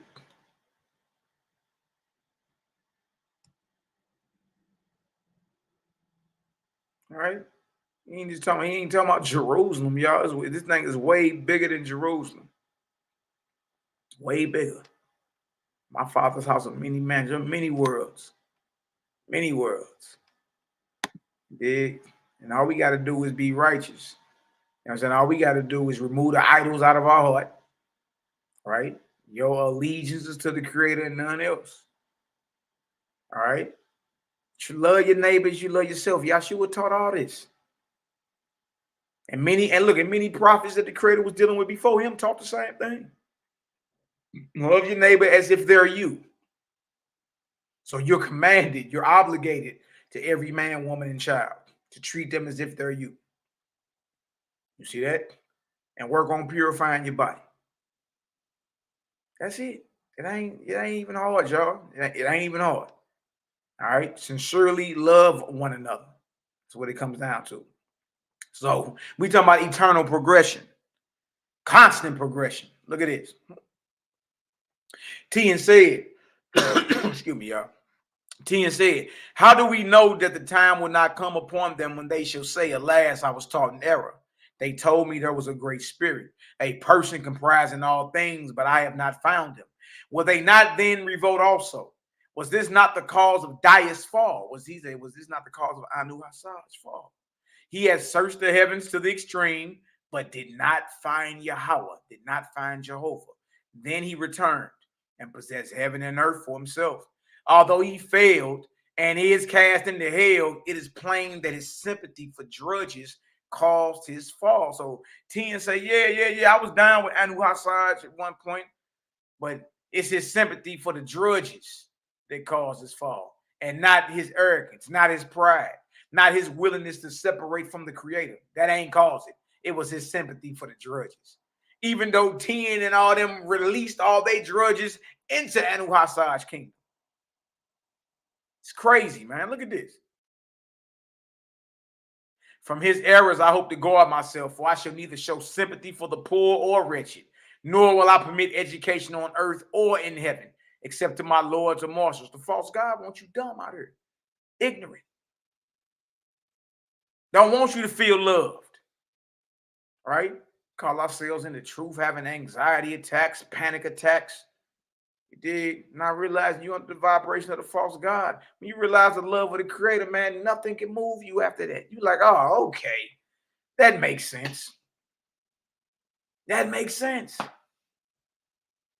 Like the Creator wants you around here tiptoeing through the tulips, walking on eggshells and needles, scared, afraid. Chestnuts roasting on an open fire. False gods nipping at your nut. Come on, man. Stop it. You ain't getting off on that no more than you'll get off on your child if they fell down a flight of steps. Stop it. Stop it. Look at this right here. When a mortal city displeases me, I will send spirits of darkness to overwhelm it to destruction.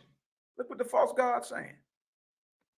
Yes, they shall incite mortals to fire, to place, and to ride in death. Thus I will keep the drudges of heaven forever busy playing games with mortals. Y'all hear this? Playing games with mortals and then bringing providence and diadems to forever glorify my heavenly kingdom. So, you know, a lot of spiritual apparitions and high spiritual activity over the lands of Japheth, a.k.a. China and all that. Tien is a false god over the locality of China or Japheth. Tell you, he playing games with mortals. Look at this. Ahura said, Where in all the world has a self-God stood not fallen? 10 said, you may well ask of mortals, where is a kingdom or a nation that stood and has not fallen? Yet you perceive that nations continue to try to establish themselves everlastingly, but they are leveled in time. Things spring up and grow and then fall into dissolution. Will it not be so with ourselves in the far future?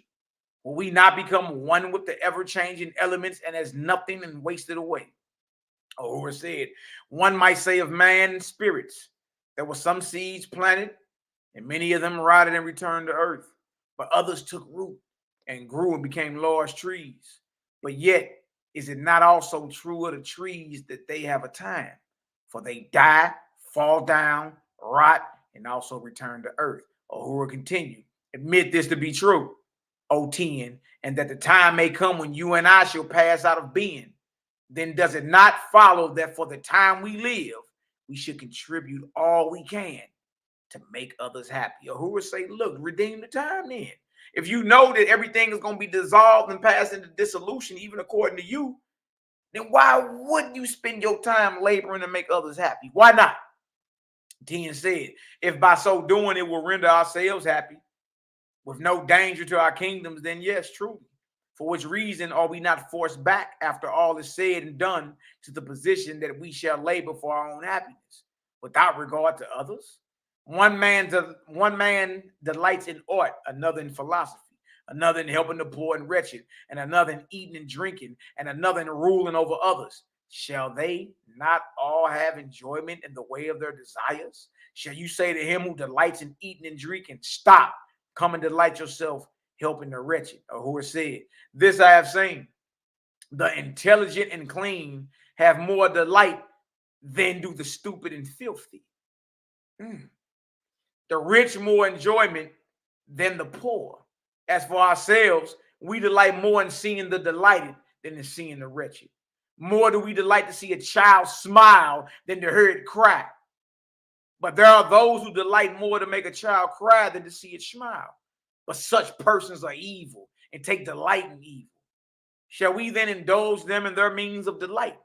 Or is there not a limit, as when we say, all men have a right to that which delights themselves, provided it does not mar the delight of others?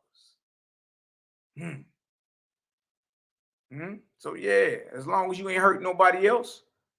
Look at this. 10 said, you have reasoned well. We should delight ourselves only in such ways as do not mar the delight of others. Upon which Yahuwah said, then I am not delighted with the manner of your kingdom, and you should not practice what gives me pain. Come right out and tell them, like, look, you my partner and all that. Well, if that's the case, and since you just agreed to that, then I'm not delighted. Then I'm not delighted with the manner of your kingdom. And you should not practice what gives me pain, because you have resolved to not educate mortals or angels. You have raised a hideous wall in the face of gods. 10 said, there's also, you will admit, that as we desire to delight ourselves, we should look for the things that delight us and turn away from the things that do not delight us. Therefore, let the gods not turn their faces this way, but to their own affairs. Or who said, you are wise, O 10, but this I have found, that something within us grows that will not be put down or turned aside. In the beginning of life, we look to ourselves, which is the nature of the young. But when we grow, we take a wife, and we delight to see her delighted. And then comes offspring, and we delight to see them delighted. After this, we delight to see our neighbors delighted, and then the state, and then the whole kingdom. This delight to be delighted grows within us. And when we become gods, we delight no longer in the delight of a few only, but we expand to many kingdoms. As for myself, I first delighted in the delight of Verapashana, but now I delight to see other gods and other kingdoms delighted. For that I have come to you. I fear your fate. I love you. I love all your people, good and bad. Behold, this I have found, that it is an easier matter to suffer a river to run its course than to dam it up. He say, let the river run its course, Jack. Stop trying to subjugate and put everybody into bondage. Let the river run its course. It's easier to let the river run its course than to dam it up. But to dam up a river and not have it overflow or break the dam, this I have not found. Something within us grows to be delightful to others. You can't stop it. That'd be like trying to dam up the river, but eventually the dam gonna overflow and break. It don't last forever. The course of the spirit of man is growth. What? The course of the spirit of man is what? Growth. It goes onward like a running river. When you shut up the mouth saying thus far and no farther, I feared for you. I tried this matter once. I was flooded. The dam was broken. I see you shutting out knowledge from mortals and angels, but I tell you, O Ten, the time will come when the channel will be too broad for you. Ten said, how shall I answer such great wisdom? Where find a God like you, O Ahura? And yet, behold, the Lord God Anuhasas toiled with you hundreds of years and learned all these things. Yes, he traveled in the far-off heavens, Etheria, where there are gods and kingdoms which have existed for millions of years. He came back and renounced the great person, Yahweh. He said, all things are not a harmonious whole, but a jumble, a disordered mass. Playing catch as catch can. Ahura said, and what has befallen him? You gonna bring me what Anuhasas said? Where he at? He in torment right now. He in torment right now. And here you go try to bring me what he said. And what has befallen him? And is this itself not a great argument? For we behold in all times conditions and places in heaven and on earth. Wherever people assume doctrines like his, they begin to go down into hell. They flourish a little while, but only as a summer plant to yield in the winter's blast. I have seen this coming for a long time against these heavens, even yours, that as darkness crushed Dias, so will your heavenly dominions sooner or later fall. And in the shock and fray, you will suffer a fate like Dias. Look, who was saying, hey, look, Ten, you understand? You building your own hell doing this. You understand? Stop that. Slave master mentality. That's 10. Stop that. It's something in man that's going to cause them to grow. You can try to subjugate them all you want. Eventually, guess what? It's going to overflow and break on you. You understand? And what Dias, what Anuhasas is going through right now, the same thing awaits you. 10 said, for your wise words, O Ahura, I am your servant. I will consider your argument and remember you with love. In 1,000 years from now, I may be wiser. And I may have my kingdom so built up that it will be an argument stronger than words. With that, the two gods brought their argument to a close. And 10 signaled his vice gods and marshals, and they came. When Ahura and 10 had saluted each other, Ahura was conducted away from the place of the throne. And after that, beyond the capital, the vice gods and marshals delivered him to his own attendants. And with them, he embarked in his Otivan, his fire ship, and set sail for Sudga's heavenly kingdom over the land of India. Venue. Ooh, it's heating up. The vanity and humiliation of a false god, part 5, baby. If you get some understanding so far, give me an 8 up in the chat. Bless up, bless up. Let's get into chapter 43. Let's work. Let's work, let's work, let's work. I like that. I like how Ahura went and pulled up. If you real, you pull up and holler. I like how he pulled up and hollered, told him like, hey. And even though, you know, Teen was trying to, you know, he had corner wisdom, but look, what was flowing out of Ahura's mouth was just, it was too much light. Too much light. He ain't ready for that. You know what I mean? He like, I get back at me in 1,000 years, man. Get back at me in 1,000 years. It may not even be an argument then. You know what I mean? It may not even be an argument. Chapter 43. Sugda, after assuming a heaven for himself, moved it over the newer mountains and called it Hiridat, in which place he had 8 billion angel slaves. In the same manner as Tian's, Sugda's capital city, Sawachissa, his highest heavenly seat, was modeled in the style of Sanctu, Dias' heavenly place in Horeb, at the time of his greatest magnificence. So Sugda builds his kingdom and replicates it just like YAH'S, the cat who didn't fail and is cast in the hell, the cat who was jumped by 10 million slaves. You know what I mean? Look at this. Verse 2. The capital house of Sukkah was made of precious stones and gems, the work of billions of angels for many years. And when Horeb was pillaged, prior to Dionysus being cast into hell, millions of his most precious ornaments were stolen and brought to HERBAL. The streets, so you know what I mean? They done stripped YAH'S throne of his jewels and brought it over to Sukkah's kingdom right before the fall. Look at it. The streets of HERBAL were paved with precious stones, and an arena surrounded the palace on every side, set with crystals of every shade and color, and of every conceivable manner of workmanship. On the borders of the arena stood 500 million sentinels, arrayed in gorgeousness, such as only gods had looked upon. Inside the line of sentinels were 1 million pillars of fire, kept brilliant day and night by the toil of 500 million slaves. Inside the line of the pillars of fire were 1 million marshals, so arrayed in splendor that one could scarcely look upon them. These were on a rotational watch with 2 other groups of 1 million each, and each group stood watch 8 hours. Look at that. He got billions of slaves on deck. Look at this. Look at this. Only the vice gods and the high marshals were permitted to walk across the arena to the palace. All others must crawl on their bellies. The false gods want you to crawl on your belly. They come holler at them. Meanwhile, Creator ain't subjugating you at all. If you go away from him, you're gonna be right back in front of him eventually. Saying I can't get jiggy with this. I messed up. You dig? But in this day and age, the Creator has made it to where everyone must learn of him in their own way and in their own time. You understand? There ain't no competition. You understand? This is your experience. Remember that.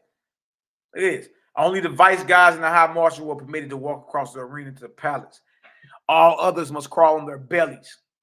And for every length crawl, they must kiss the pavement and recite an anthem of praise to Sukkah, who now took both names Sukkah and Dais. Look at him. India. Can you find remnants of Dais in India? There's like salute to my brother Cosmon Daryl Cosmon last night. He showed Dais from China, India, Africa, Greece, Europe, all that. Right? Showed it in the Mandarin, the Chinese, showed it in the Spanish, the Latin. Dais, the remnants of YAH'S style Dais is in all the earth. It's crazy. You dig? Now look at this. Nor must anyone repeat the same anthem twice, but it must be a new anthem for each and every length of the person. For a tall person, 1,000 lengths were required from the line of marshals to the palace, thus requiring 1,000 anthems, so that only the few, as compared to his millions, ever laid eyes on the throne of Sukkah. Moreover, they were only permitted to gaze no more than once on him. And even then, he was at such great distance and amid such a sea of fire that they scarcely could see him. Can't even see the God. And after they saw him on the throne, then they must recrawl back again to the place of beginning, again reciting another 1,000 new anthems, all of which made Sukkah almost inaccessible and permitted only those who were favored to even look upon him, which with the ignorant is a great power. So, he ain't let everybody up in the big house, right? He ain't let everybody up in the big house. You slave, you outside, in the slop house, in the slave quarters. You want to holler at him, you had to crawl on your belly and recite anthems. Oh, wait. When Ahura came to the capital and sent word to Sukkah, who he was, requesting a meeting, Sukkah gave orders to admit him, commanding Ahura to walk upright into his presence, along with the vice gods. Accordingly, Ahura came before Sukkah and saluted in love and esteem. And Sukkah answered in friendship of old. The latter at once commanded privacy And so all others withdrew, and Ahura and Sugar went up and sat on the throne. Sucker said, because you have come to see me, I am overflowing with joy. Because I know you have come to admonish me for my philosophy and the manner of my dominions, I respect you. Because you did once try to found a kingdom of your own and failed, I sympathize with you. But because you went back on yourself and accepted Yahweh, Jehovah, and so was rescued from your peril, I commiserate you. Ahura said, to hear your gifted tongue once more is my great joy. To know that no misfortune was in store for you and your kingdom would give me great delight. Because I love you and the people of your mighty heavenly kingdom, I have come to admonish you and plead for Yahweh's sake. As for myself, I have found that to cast all my cares on him and then turn in and work hard for others. These two things give me the greatest happiness. Over say, I ain't worried about nothing. I cast all my cares. I cast all my cares on Creator. And then I give him my all to work for others. Gives me the greatest happiness. Right? Let us take on that mindset right there, because the God is down with the Creator is telling you his mindset. And say how you become one with the Creator. How you tap into the power of the Creator. It's not by acting like the false gods. It's not. Look at this. Sucker said, can a brave man justly cast his cares upon another? Was not yourself given to yourself for yourself? If so, you desire none to work for you? If so, how have you a right to work for others? If you prevent them from working out their own destiny, do you not wrong them? Moreover, you say that casting your cares on Yahweh and working hard for others gives you the greatest happiness. How is it then that you are not selfish by working for your own happiness? For is this not what I am doing for myself in my own way? Wait, sucker think he's slick. Ahura said, granting all your arguments, O sucker, where shall we find the measure of righteousness? Where shall we find the measure of righteous works, if not in the sum of great results? For you or I to be happy, that is little. For 1,000,000 angels to be happy, that is little. But when we put two kingdoms alongside, and they are the same size and have the same number of inhabitants, is it not just that we weigh them in their whole measure to find which of the two kingdoms has the greater number of happy souls? Would this not be a better method of arriving at the highest philosophy? Facts. Sugar said, yes, that would be higher than logic, higher than reason. That would be the foundation of a sound theory. Ahura said, and have we not found both in heaven and earth that all kingdoms that are overthrown owe the cause of their fall to the unhappiness and dissatisfaction of the ignorant? As soon as the masses begin to be in unrest, the rulers apply vigorous measures to repress them. But it is only adding fuel to the fire.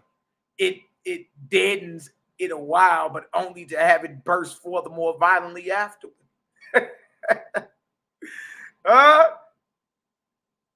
Man, that was cold. I like that. I'm going to read that again. Who said, have we not found both in heaven and earth that all kingdoms that are overthrown owe the cause of their fall to the unhappiness and disaffection of the ignorant? It's a good question. All the rioting, all the pillaging, right? As soon as the masses begin to be in unrest, riotous behavior, the rulers apply vigorous measures to repress them. They send SWAT out there, right? But it is only adding fuel to the fire. That's it. It deadens it a while, but only to have it burst forth more violently afterwards. Sugar said, you reason well, O Ahura. You reason well, O Ahura. Go on. Ahura said, how then shall we determine the happiness of two kingdoms in order to determine which has the greater happiness? Or revokes not evidence of unhappiness? Hear me then, O sucker. Wherein all the Jehovian heavens, wherein all, I like that, Jehovian. That's tight. Wherein all the Yahweh in heavens, has there ever been a revolt? And on the earth, where have the Jehovians, the faithless, rebelled against their rulers? Behold, in the far-off Etherian heavens, the Nirvanian fields. Never has any god or chief been environed in tortures. As for my own kingdom, my people will not rebel against me, nor do I need to fortify myself against such disaster. Wow. Wow. Where in my father's house of many mansions, ain't no type of rebelling going on. Everything's peaceful, happy, one accord. Huh? Look at this right here. It says, Sukkah said, you are wise, O Ahura. The only way to judge a kingdom's happiness is by the peace, contentment, and civility of his people toward one another, and by the confidence between the ruler and the ruled. He who has to guard himself lives on the eve of the destruction of his kingdom and himself. And yet, O Ahura, remember this, the Jehovians of heaven and earth are high raised before they become such. Anyone can be a ruler for them, for they know righteousness. But I have to deal with drucks and drudges. How then can you compare my kingdom with the Nirvanian kingdoms? Ahura said, alas, O sucker. Alas, O sucker. It's a long verse there, bye. This is right there. Alas, O sucker, I fear my arguments are void before you. You show me that the line between selfishness and unselfishness is finer than the spider's web. Even gods cannot distinguish it. And yet, behold, there was a time when I said I will be a mighty God and not bow to the unknown that brought me into being. For this I labored long and hard. The responsibility of my kingdom finally encroached upon my happiness. Long after that, I put away all responsibility and made myself a servant to Yahweh. Then a new happiness came upon me, even when I had nothing that was mine in heaven and earth. This is also beyond my understanding, yet it is inside of me as a new tree of delight. It is this that I would tell you of, but I cannot find it. It does not fly away. It baffles words, even as a description of the great spirit is void because of his wondrous majesty. Such is the joy of his service that even gods and angels cannot describe it. Bag drop. Bag drop. Look at this. Woof. With its growth, shout out to the Growth Network. With its growth, we look famine in the face. Look at this. With its growth, we look famine in the face and do not weep. We see fallen Jah and do not fear. With the web and flow of the tide of Yahweh's work, Jehovah's work, we float as one with him with a comprehensive joy. Sukkah said, to hear your voice is joy to me. To not hear you is great sorrow. Behold, I will consider your words of wisdom. In your far-off place, I will come in remembrance and love to you. Thus ended the interview, and Sukkah signaled his vice gods and high marshals to come. So he saluted Ahura in the sign of craft, and Ahura answered him in the sign of time. Yeah. And then Ahura, between the vice gods, led by the high marshal, departed. Passing beyond the arena where the vice gods and high marshal delivered him into the charge of the martial host, who conducted him beyond the line of sentinels, or who had joined his own attendants and went with them to his fire ship, his Otivine, and set sail for Agoadin, Osiris's heavenly place, which had been over Persia, but was now moved over Arabia, which is Northeast Africa, Egypt, Israel, all that. So Ahura, like a true friend, like a true brother, is going to holler at all these false gods who were at one time working with Anu-Hassad style Dais, who caused Lord God to be worshipped in the earth. They was with him. It was on his squad at first. It did. But now Anu-Hassad is cast into torment for the next 400 years. So Ahura say, let me go holler at, his generals and let them know, look, you don't want that. You ain't even built for that. Turn back. All right. They get their holler on. They all say, well, I'll consider. And he off to the next one. All right. The next one he go to is Osiris the False. All right. Let me show y'all the judgment hall. I got that. Let me see if I can pull that up real quick. See if I can pull it up. I'm going to find it.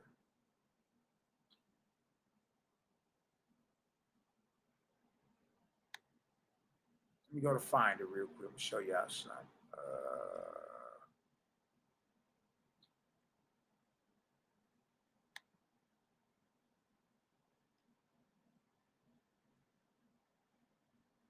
Let me see something real quick. Y'all, bang, bang, bang. I'm going to show y'all this cat, man. Osiris. All right, let me show y'all this cat, man. Okay, right there. It just come up real quick. See that come up for me.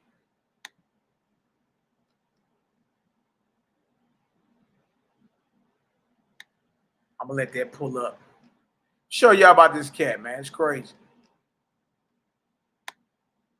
All right. We in chapter 44, Book of the Wars against Yahweh. If y'all get some understanding so far, give me a 7 up in the chat. Bless up, bless up.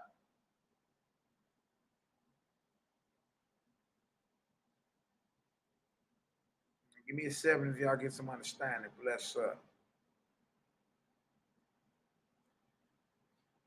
Your comments ain't showing up. Okay. I don't know why your comments ain't showing up. I'm gonna deal. I'm gonna look when I get done. And see why your comments ain't showing up. I don't know why. I don't know if I can go in there while I'm live and change anything. But I got you. Salute to the God. Selah Shalom. Bless up. Bless up. All right, look. Let me show y'all this right here. This right here is a Judgment Hall mod.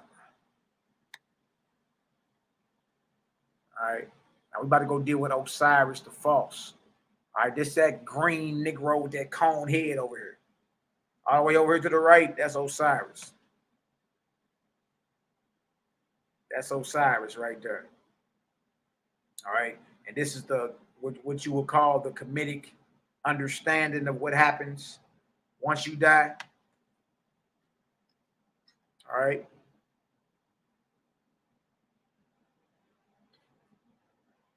All right, so this guy all the way over here in white garments with green skin and a white cone head, that's supposedly Osiris. All right. Notice he's sitting on a throne. All right. This is supposedly what happens once you die. Okay. You got right here, you got this is over here to the left, you got this, you see this jackal, like a fox head or a dog head, right? He's holding the hand of someone who just died and crossed over. All right, I believe this is Anubis or Anubi. Crazy that Anu Hassad gets cast in the hell by an Anubi. Okay. All right, what they're doing is weighing the person's heart, and his heart got to be lighter than a feather. If his heart is lighter than a feather, he don't get ate by this alligator dog over here called the Amit, representing Satan, representing hell. All right, if your heart is heavier than the feather, you get ate up by the jackal. All right. All right, then you got Tahuti over here, the eagle head. This is Tahuti. He's the one that's recording how heavy your heart is. All right. And then if your heart is at the right level, the participant gets escorted by Horus, the son of, my bad, y'all. Get out the way.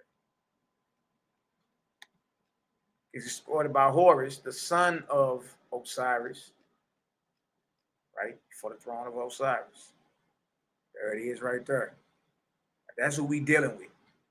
And there's other symbolisms up in here, 42 laws of MINISTRIES and all that. But this basically is the Kemetic spiritual system of what happens once you die. You cross over, your heart, you got to say the confessions. I have not done this. I have not done that.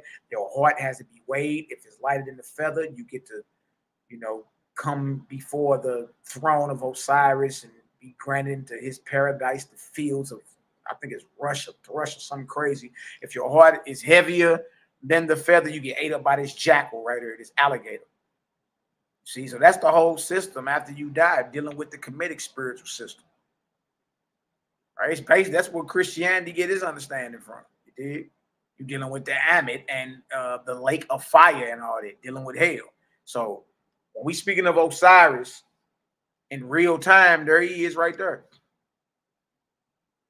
All right, there ain't a Kemetic scholar living or dead to tell you this is not the supposed judgment hall of Ma'at or the proceedings of a soul once it crosses over. That's what that is. All right, drop that and get on back to what we talking about. And notice the cone-shaped heads, though. Right? Notice that, and then let me show y'all this too. I know it's another one. Look at this right here, and this shows you the validity of reading the Book of the Wars that's in Owaspy. Watch this. This is Baal sitting on the throne, and lo and behold, he got the same headpiece as Osiris. The same exact headpiece. Look at that. The cone. Now, when you get into the Book of the Wars against Yahweh, you realize that Baal and Asteroid were one-time generals of who? Osiris. Same headpiece. See, in history, we never put that together. Like, why they both got cones on their heads? Because they used to be a part of the same team. Baal and Asteroid used to be up under Osiris. Look at Osiris right there. Cone head. Look at that. Now, Waspy clears it up. That's because Baal and Osiris, thousands of years ago in the heavens, used to be down, used to be with each other. You know what I mean? They used to be on the same squad. Baal used to be a sub-god up under Osiris. Osiris used to be a sub-god up under Anu Hassaj or Darius. So was Asteroth. You know what I mean? Asteroid. But notice they got the same hats on, same headpiece. Now you know because they was on the same squad. See that? It was on the same squad. We're going to read a little bit about them today, too. It's a whole lesson you got to go into. You go into it. It's deep, too. You be like, dang, that's wild how all them dots connect like that. Yeah. I just want to show y'all that real quick. All right, let's go deal with Osiris then. All right. Yep, similar to a Fez. That's right. That's right. That's right. Now look at this right here. Now we're about to go deal with the false god Osiris. All right. Who we're going to holler at him too. All right. At this time, Osiris's heavenly kingdom numbered 13 billion angels, good and bad. And it was the largest heavenly kingdom ever established on the earth. We just showed you the judgment hall of Ma'at. You dig? Where if your heart is lighter than a feather, you get to entrance into Osiris's paradise. All right. In the spiritual realm, like you thinking that's just play. No, that was real. The false gods have kingdoms. So even when you read the Bible, the scriptures talk about Satan and his kingdom. If Satan cast out Satan, his kingdom can't stay. Oh, Satan got a kingdom? Yeah, he got him a throne, huh? He got subjects, huh? Well, we just seen Osiris, didn't we? And Baal sitting on thrones. Did we or did we not? That mean they had kingdoms, y'all. That mean they had kingdoms. They got kingdoms.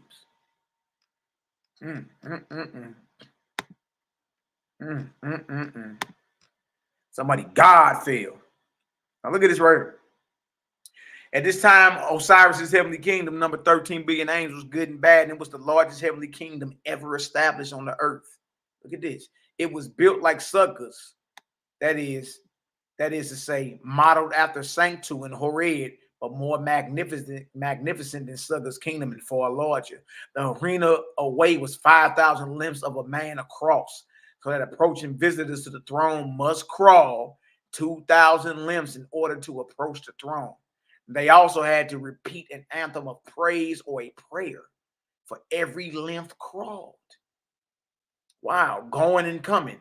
And they were like at Suggers permitted to approach only to within a long distance from Osiris's. Meanwhile, the array of lights around him was so dazzling that scarcely any could look upon him. And they who thus approached were so reverential that their minds magnified Osiris's glorious appearance, so much so that they truly believed that they had looked into the Creator's face. What are we reading her? Look at this. The false god playing you like puppets. And they who thus approached were so reverential. Huh? Knees were shaking like a naked newborn. That their minds magnified Osiris's glorious appearance. Y'all look, when the false god got your mind, anything goes. Your mind is where this battle starts at. Your knees was knocking like a naked newborn approaching this, crawling on your belly approaching this cat throne. Here you go talking about you done saw the light.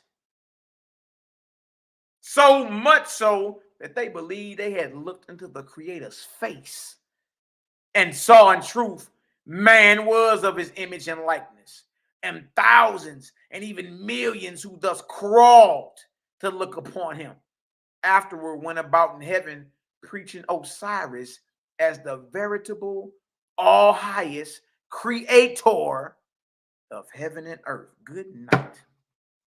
Good night. Him right there. There he is. Little green dude. Little green dude with the spandex on. And they got on what the women go to the gym and work out in. The makeshift god with the white spandex on.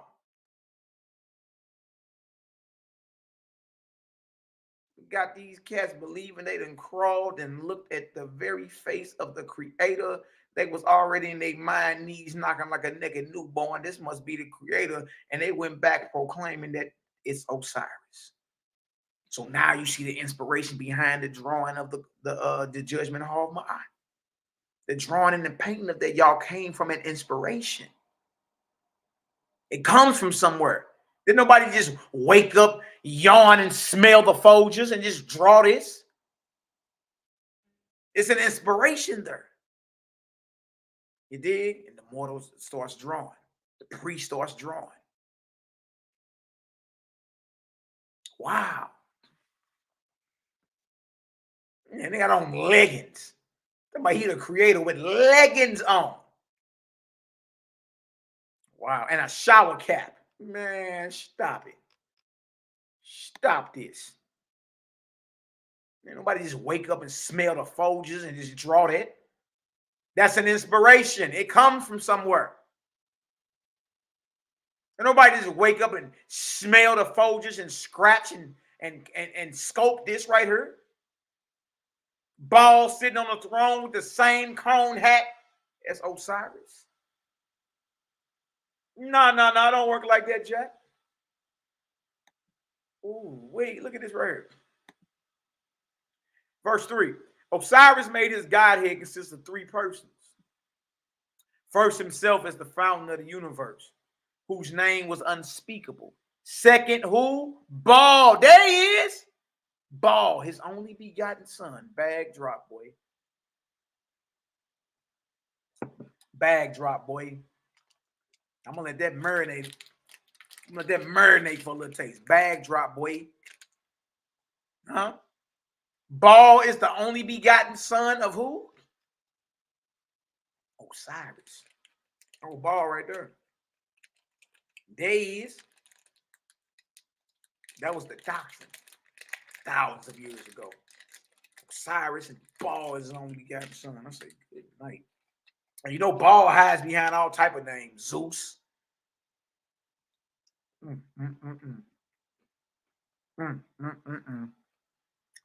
Somebody God feel. Nobody God feel. I know somebody probably spilled their coffee and everything. I'm probably all type of devils right now. Shout out to the haters, jaw jackers, and naysayers. Yeah. We love y'all too. Look at it right here. Osiris made this godhead consist of three persons. First, himself as the founder of the universe, whose name was unspeakable. Second, Baal, his only begotten son, into whose keeping he had assigned the earth and all its mortals. And third, who? There go Asteroid. His who? Virgin daughter. Wow. Wow.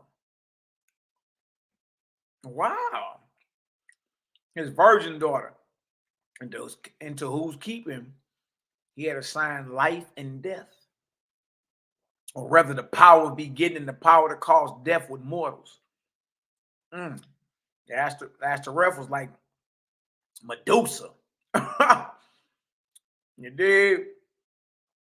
Dang. So Osiris had a quote unquote trinity going on. Him, Baal, and Asteroid. All right. Now, the Israelites fell into worship of Asteroid and Baal.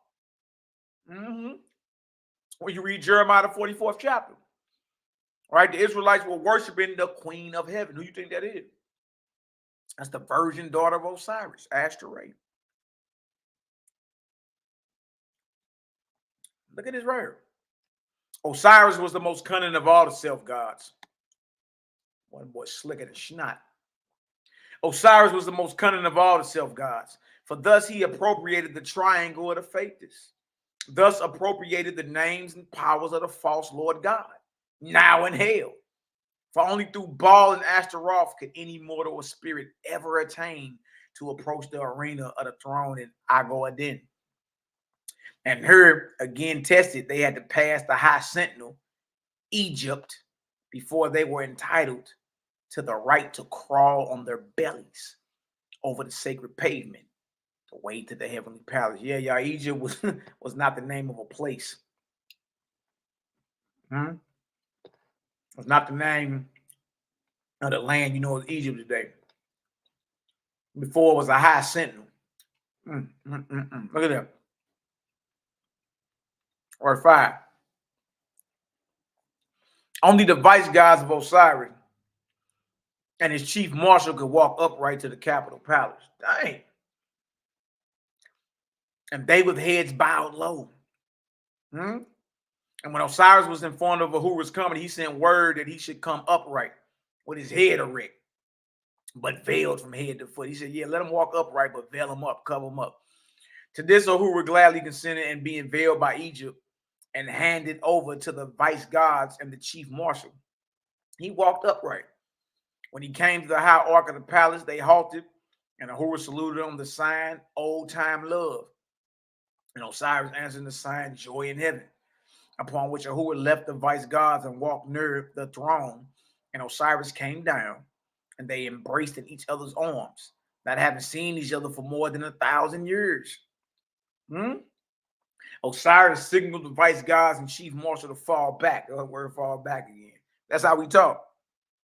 All right, fall back. And in privacy, they ascended the throne and sat on it. Osiris said, this is a great joy to meet one's loves. Is this not greater after all than all the pomp and glory of the gods? Ahura said, true, but who is wise enough to live in such a way as to enjoy so cheap a glory? We run off far away. We build up mighty kingdoms, and our places are replete with great magnificence. In search of what? While that which costs nothing, love, the greatest good of all in heaven and earth, we leave out in the cold. I have more delight to look upon your buoyant face again and hear the music of your voice than I ever had in my heavenly kingdom of 7 billion angels. Osiris said, is it not so with all gods and with mortal kings and queens? They boast about the extent and power of their countless millions, and yet they have no more than a handful to love them, whom they can take into their arms in the fullness of reciprocity.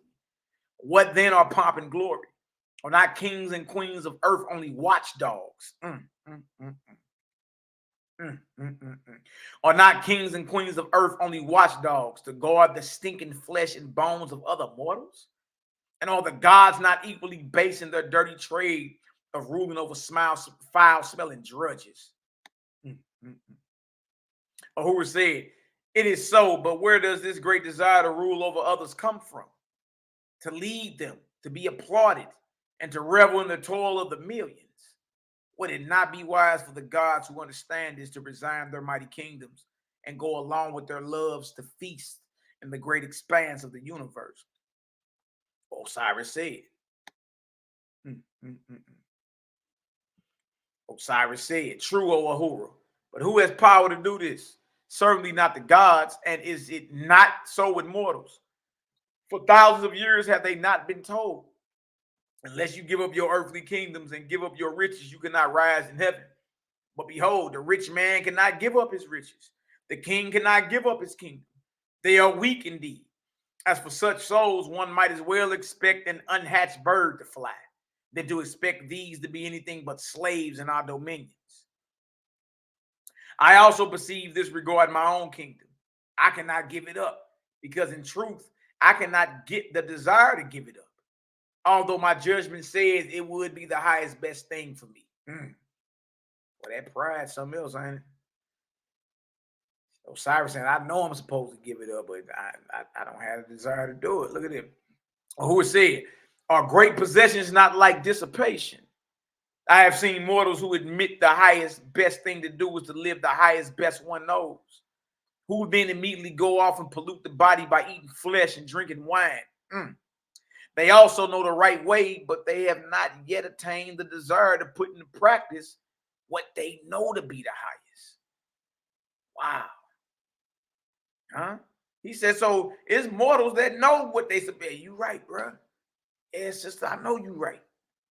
Who then immediately go off and pollute the body by eating flesh and drinking wine.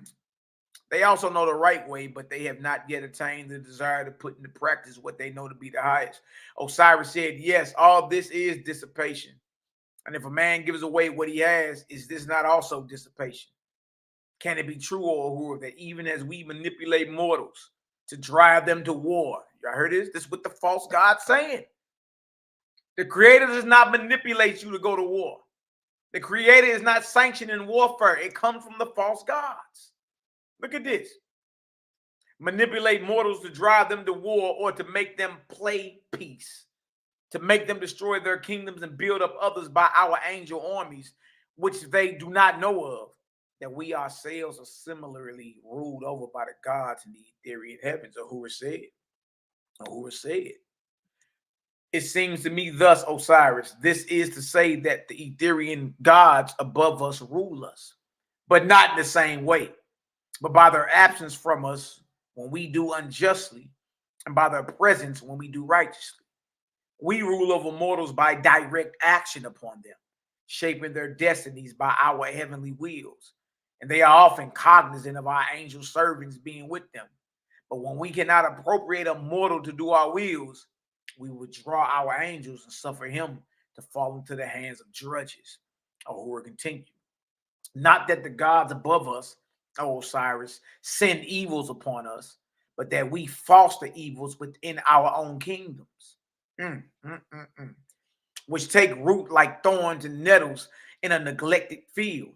And they grow and environ us, surround us, trap us. Even this I have seen in your heavens in the far future. It will come upon you, O Osiris, and with all your wisdom and strength, you will meet the same fate as Darius and be cast into hell. Ahura said, you know the route. Look, you already know how this is. Look, this only ends one way. All y'all know it. It only ends one way.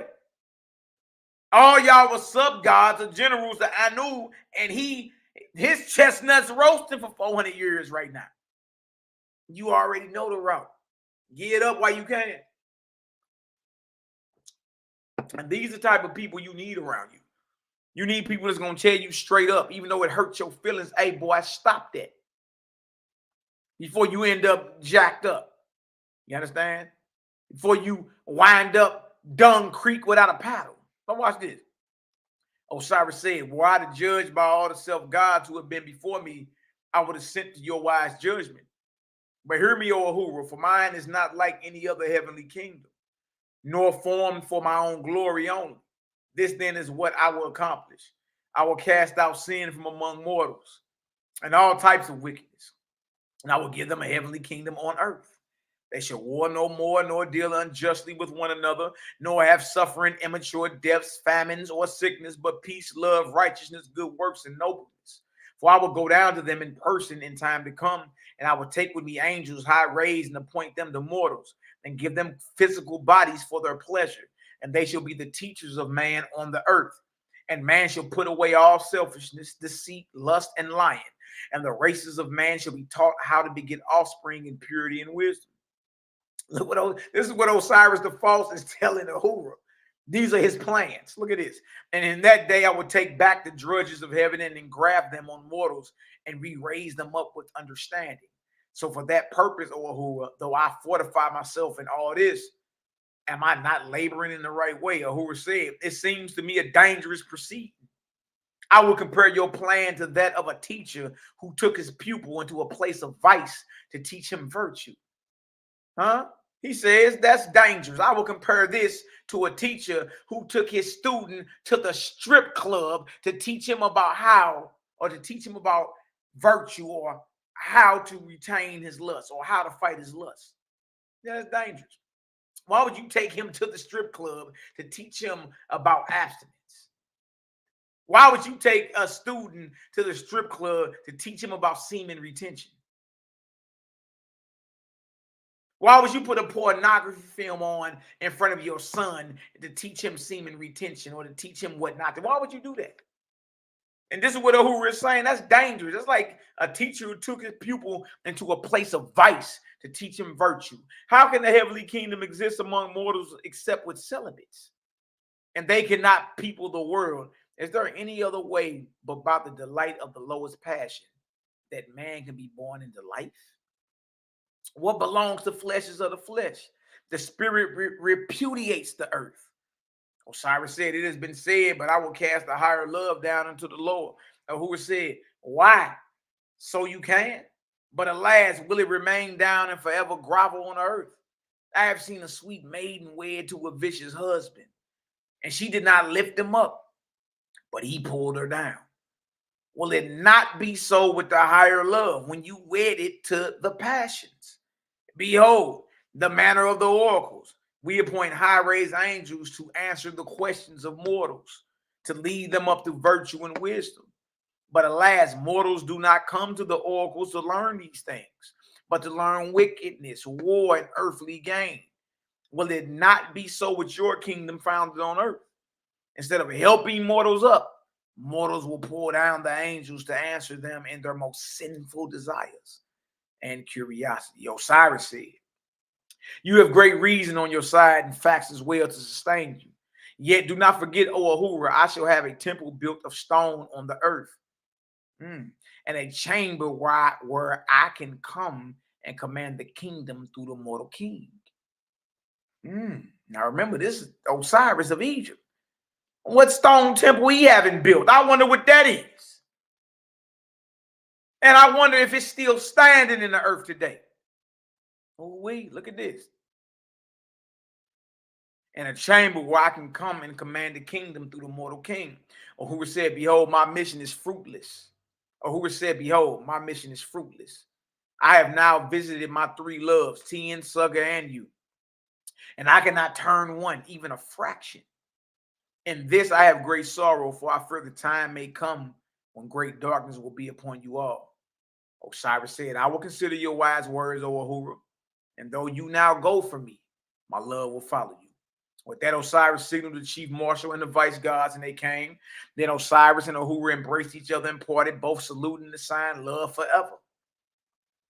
Ahura retired even as he came, but walking backward, with vice gods on either side and the marshal leading the way. After they crossed the arena, Ahura was delivered to Egypt, and the chief marshal with the vice gods returned to Osiris. Egypt passed Ahura on to his own attendants, who conducted him to his fire ship, in which they embarked and set sail for his own heavenly place, Vera Pashana. Oh, if y'all get some understanding, go ahead and give me a 6 up in the chat. Bless up. So Ahura done went and hollered at 3 of his homeboys, who were sub-gods to Anu-Hasa. He went and hollered at Anu-Hasa's too. Like, look, man, I've been through that. Don't do that. You're going to hurt yourself. All right? So he's doing the same thing with them. Doing the same thing with them. And told all of them, you're going to fall. The same fate that happened to Dias is going to happen to you. You know the route.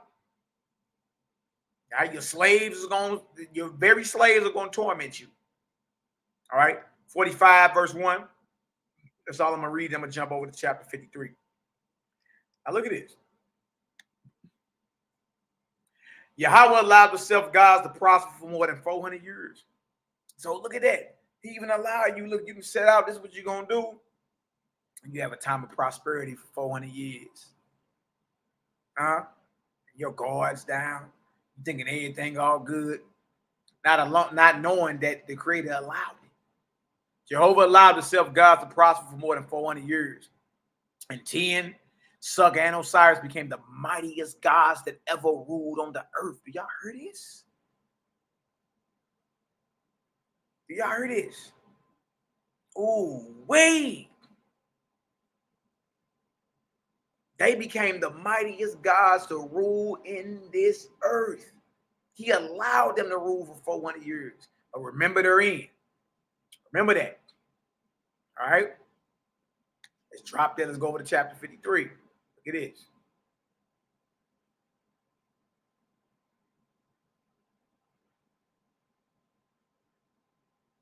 Chapter 53.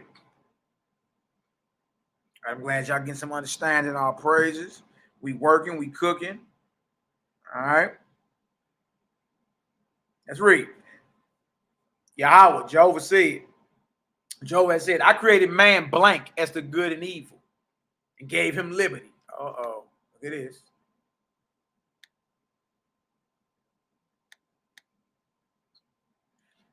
I created man blank as the good and evil and gave him liberty. And I gave liberty also to the spirits of the dead. But these spirits set themselves up as gods, and to glorify themselves use mortals in their own way. For they found that mortals could be turned to good or evil, to war or to peace, to virtue or to lust, according to the inspiration of the angels watching over them. Really? But in this I provided a remedy also, and without abridging liberty, which was that the gods, in contention for mortal souls, would quarrel and ultimately destroy their own heavenly kingdoms. See how cold Creator is? Eventually you're going to fall. You're going to destroy your own heavenly kingdom. Yourself. From which angels and mortals could escape from bondage. Look at this. And this was so. And this was so.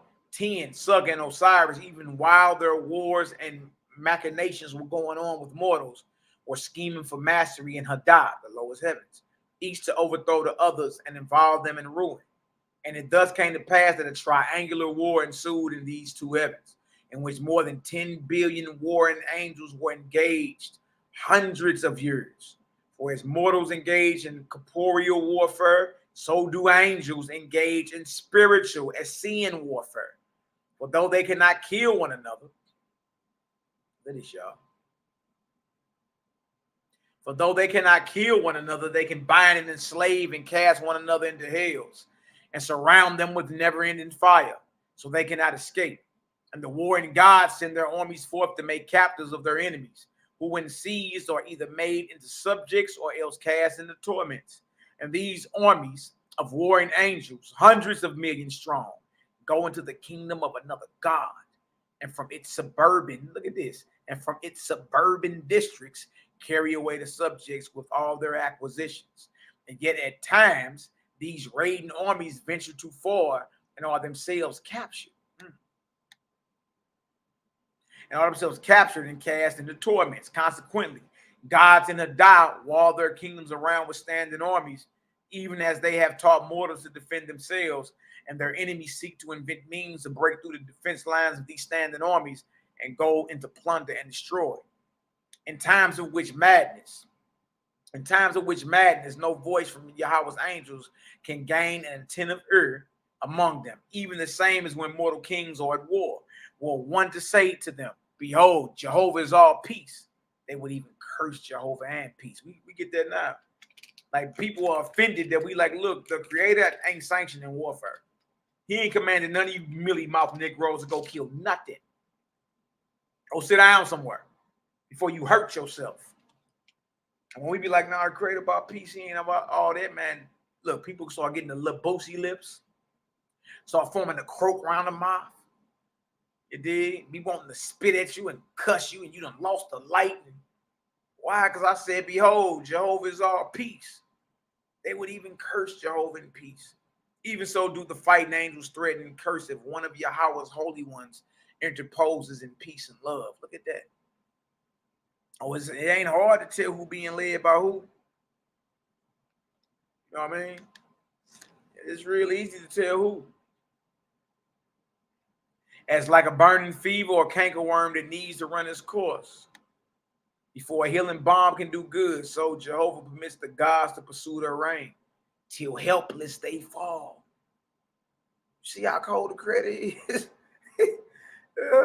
It's just like when you see your child, you be like, hey boy, stop that. Like, look, I told you stop that. All right, you're gonna fall. And he keep doing it. And eventually he fall and hurt himself. You see that? So the creator's so cold, he said, like, so Yahweh permits the gods to pursue their reign, till helpless they fall, trapped, environed in the harvest they planted. Yeah, you dug your own grave, Jack. Yeah. For to every man and woman born, a time comes on earth or in heaven when sore disaster, if nothing else, will cast him helpless in agony, to make him own the mighty power who created him, and make him supplicate and pity for some helping hand to lead him safely to the all persons pleading voice. It is. Then he is ready to listen, to turn from God's Lord, saviors, and sons who profess to save, and to stand upright before the Father, and learn to know him, and willingly learn peace, love, reason, and truth.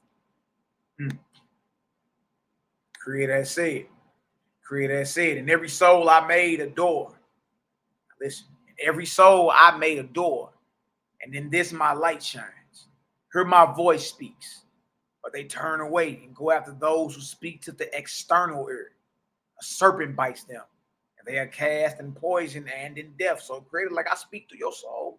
I created a doorway in every last one of y'all soul. That's where the creator speaks, through the portal, through the doorway of your soul. And we done got away from that and tripping off everything outside of us.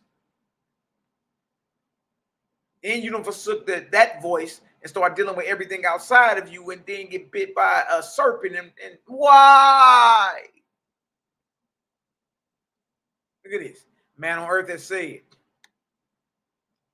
Man on earth has said, I will not heed your still small voice. You heard that? I will not heed your still small voice, oh Yahweh, oh Creator. That's that voice that you're very familiar with that's been speaking to you. Oh Yahweh, which speaks to the soul, I will obey the king who leads on the war, and with loud noises and violent oaths pursues death, dealing as a virtuous trade. Not you, O Yahweh, shall be my master, but the king who has great pageantry. Behold, I will stand in his great armies or be led on to death, even as the king wills me, for he is my savior and my defense. His God shall be my gods, his lords my lords, his savior my savior. By blood and heroic butcheries, I will prove my loyalty. Good night. Good night. Good night. That's crazy. Good night. By blood and heroic butcheries, I will prove my loyalty. Huh? It's the vibration of the false gods, yo. You got to know the character of the creator so you won't be fooled out here. Creator don't need none of y'all to go kill nothing. What is you talking about? Nor will he ever command you to go kill something. What is you talking about? All right? Look, it's killings every day in the name of a God.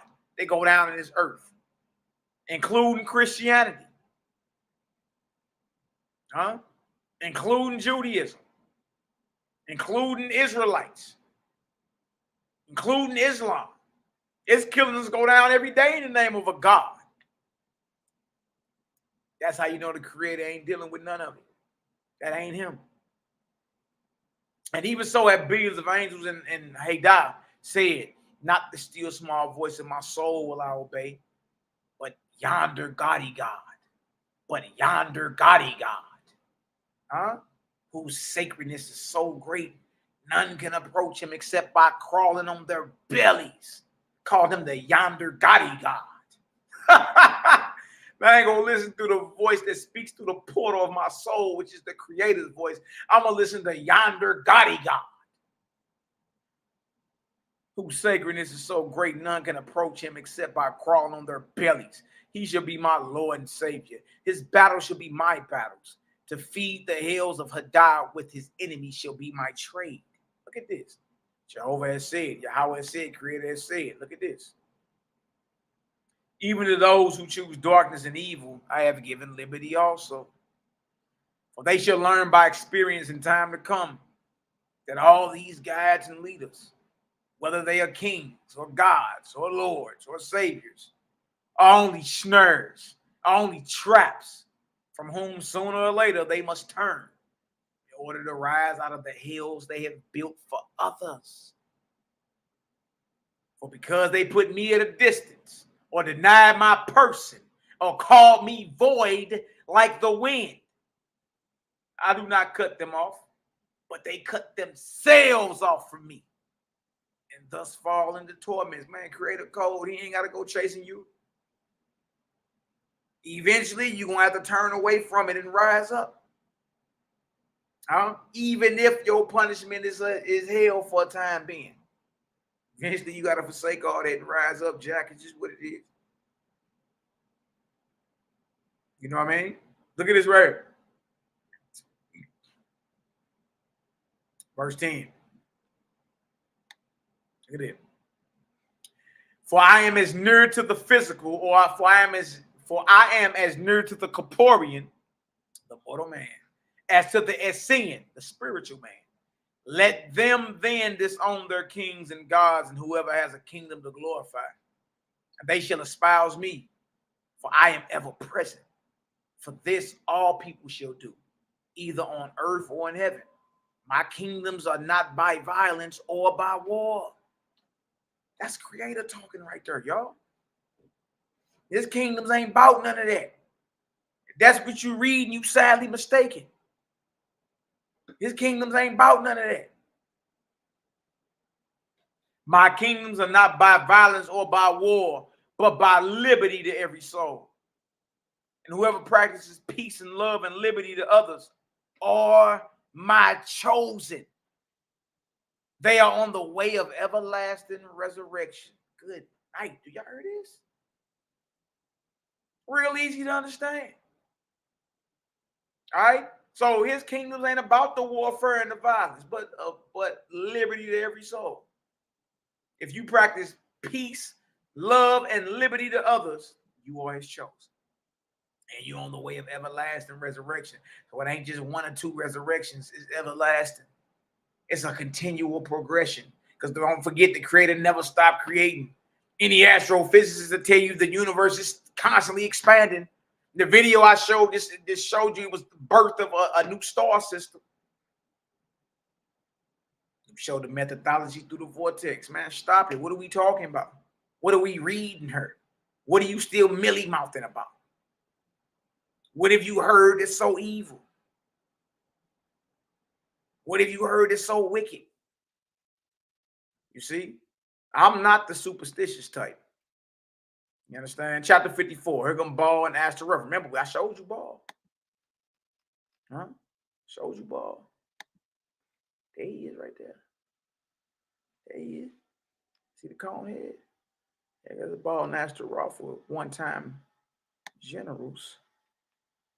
This guy right here. Osiris. The god in spandex, leggings. But notice he got the cone here too. Cone hat represents they were both on the same squad. See that?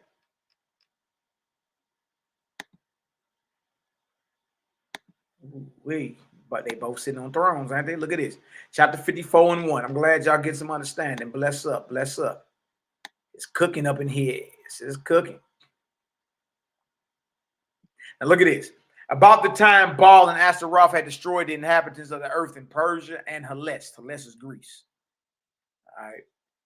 They applied to Osiris, demanding promotion to separate kingdoms of their own. So now they getting tired of Osiris. Baal and Asteroid about to split from Osiris and do their own thing. You see that? Look at this right here. They said, you know in truth that for the sake of confederacy, we merged our own kingdoms into yours to make you powerful against the wars of Ten and Suga in heaven. And to do your will, we have laid desolate the mortal kingdoms of Persia and Greece, Persia and Hellas, for which things you promised us from the beginning that we would have great kingdoms in heaven. Look at this. So they're like, look, you supposed to promote us, Jack. Where our kingdoms at? Where our kingdoms at? Ooh, I know somebody gonna be mad. They be wake up and smell the Folgers. Look at it right here. Now behold, heaven is only one vast scene of war. And this also we perceive that the mighty contests are without any prospective ending. As these heavenly wars raged hundreds of years ago, even so do they this day. Too, the heavenly forces are becoming less disciplined and less scrupulous from year to year, by evidence of which it is plain that your heavens and Tens and Suggers will sooner or later be cast into interminable hell. So even that's what I'm saying. Baal and Asteroid are false gods too. They know the route. Every false god rebel, knowing eventually I'm gonna be in torment behind this, but roll the dice anyway. Roll the dice anyway. Huh? You know why? Because them false gods ain't conquered those earthly passions, those tech tracks, or those 7 deadly sins that the world know of. Right? A false god ain't getting no higher than the second resurrection, but you can't even get to the house of many mansions still attached to earthly desires. And the fact that you a false god and go backwards prove you still attached to what? Them earthly desires. Ego, pride, whatever it may be. Power. You see? So they know the hell is, they know the judgment is coming, to prevent which we ask of you, our God, to give us each a section to ourselves, and we will subdue the places and govern them in our own way. Osiris answered them, saying, of all the gods, who other than I has done a hand's turn to raise mortal subjects to a higher plane? Ten's course was destruction, so was Suga's. And by much importuning, you too persuaded me to have the mortals of Persia and Hellas destroyed. And now in the time when most of all we should be united, you importune me to have my great kingdom disrupted and divided. Do you not perceive that we have the balance of power? Do you not perceive that we have the balance of power in our favor? And also, if in these troubled times you espouse new kingdoms, we will all be at the mercy of Ten and Suga. For which reasons I beseech you both to postpone the matter till we have driven our enemies from our doors. Let us be faithful to the confederacy. Osiris like, now ain't the time to break up. You know what I mean? It's warfare. Click up. Unite. Now, in this affair, Baal and Asteroid did not come to Osiris in person, but as if ashamed of their own proposal, sent messengers. And yet, on the other hand, Osiris did not invite them to his kingdom. Asteroid said to Baal, see what Osiris has done? He treats us as children, giving us sweet promises if we will only keep right on serving him. I tell you, Baal, you may serve Osiris, but from this time forward, I am none of his. Behold, I will mark out a kingdom of my own, and I will establish it and rule it in my own way. Moreover, I will send word to Ten and Suga, and if Osiris balks me, they shall know his vulnerable point. So Asteroid, like, I'm out of here. You know what I mean? Osiris better not say nothing. If he do, I'll let his enemies know his weak points. You can stay back. I'm gone. Baal said, even so will I, and I will establish a kingdom alongside of yours. And if our enemies attack us, we can better defend ourselves. So said, so done. And Baal marked out for his heavenly kingdom the expanse over Hellas, which is Greece, and northwestern Arabia, which is like Egypt, Israel, all that. Canaan. Makes sense. Why you see Baal worship all in the land of Canaan. It's Baal's heavenly kingdom. Look at it. And Asteroid marked out for her heavenly kingdom the expanse over Persia and northeastern Arabia. You see what I'm saying? So now you got Asteroid, Persia, you dig, and portions of the Middle East, which they were called northeastern. You dig? That's Asteroid's kingdom, and you see her worship all over Persia. You know what I mean? Persia, India, all that, aka the Queen of Heaven. And the two no sooner chose their generals and captains and founded their heavenly thrones, then they sent word to Osiris and to Tian and to Suga. Thus, in turn, triggered a general dismemberment of these mighty kingdoms. Kingdom falling up. Look at this. In Osiris's heaven, one Kabath revolted, taking the name Thamus. He was a general whom tens of thousands of angel officers delighted to serve. He marked out his heavenly place over western Egypt and established his throne and offices, and had himself proclaimed to mortals through the oracles as the only son of the Great Spirit, Savior of men. So it's crazy because now Egypt is a place. First it's an angel down with a false god, Osiris. You did. Now Egypt is what? A place. Look at this. Teos Judas. Wow, that's wow. Teos Judas also revolted from Osiris and established a heavenly kingdom over South Arabia, Africa. Besides, these there were Marcus, Delos, Acta, Hebron, Deborah, Juta, Wab, Thais, Denor, great generals and captains in Osiris's heavenly kingdom, all of whom revolted and began setting up heavenly kingdoms of their own. See, so everything Ahura told them is happening. The kingdom gonna fall, Jack. And what didn't happen to Anu gonna happen to you. Believe that, know that. Look at this. In Suga's heavenly kingdom, more than 1,000 generals and captains revolted and began to establish heavenly kingdoms of their own. Of these, the most prominent were Jutsa, Vishnu, Eorata, Krishna, Histaga, Vivalias, Haras, Har-O-U, Aoma, Varatu, and Tivirasa. And in Tian's heavenly kingdom, more than 800 generals and captains revolted and established kingdoms of their own. Of these, the most powerful were Chong, Hotane, Diut, Kao, Gan, Sulep, Deji, His, Mili, Wang, Hapji, Cobb, and Tukachin. No, I was playing. And Cobb. You can tell that's all Chinese. You can tell. Look at this. And all the revolted ones called themselves gods or lords or saviors and endeavored to establish an earthly habitation as well. And all of them took with them millions and millions and tens of millions of angel followers. And some of them had more than 100 million subjects to start with. Dang, look at this. Look at this. So anarchy began to reign in Hadai, the lower heavens. Order was, so hell ain't under the ground. You know what I mean? It's in the lower heavens. So anarchy began to reign in Hadai. Order was broken down. Warfare was divided in 1,000 ways, and neither angels nor gods could discover any more what this war or that war was about, other than to inflict torments on others. And so great was the conflict that in more than half the earth, all the lowest heaven was nothing but one continuous succession of knots and hells. Good night. To inflict pain, disorder, and destruction was the work of 20 billion angels in darkness. War, war, war, hell, hell, hell. Look at this. So the warfare and the killing, y'all, is not sanctioned by the Creator. It's not. That's false angel vibration, false God. And now, alas, over all the earth where war had reveled hundreds of years, billions of spirits were in chaos. See, when you ask people that, would you kill something if the God told you to? And here comes the super, I'll kill something if God told me to. And then you ask them, what are the condition of the spirits of those who were slain in warfare? Silence. Shoulder shrugs. I don't know. You're not realizing you are inflicting or bringing affliction on the angels who are responsible for receiving your spirit when it crosses over. When you die in warfare, your spirit is birthed in chaos.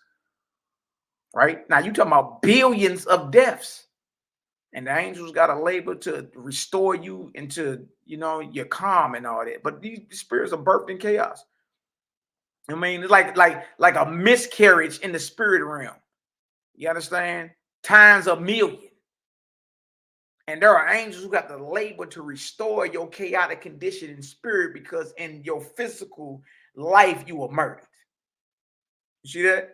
So once you know the condition of the spirits of those who are slain, what you mean? Why would a creator tell you to kill knowing you got that hanging over your head like that?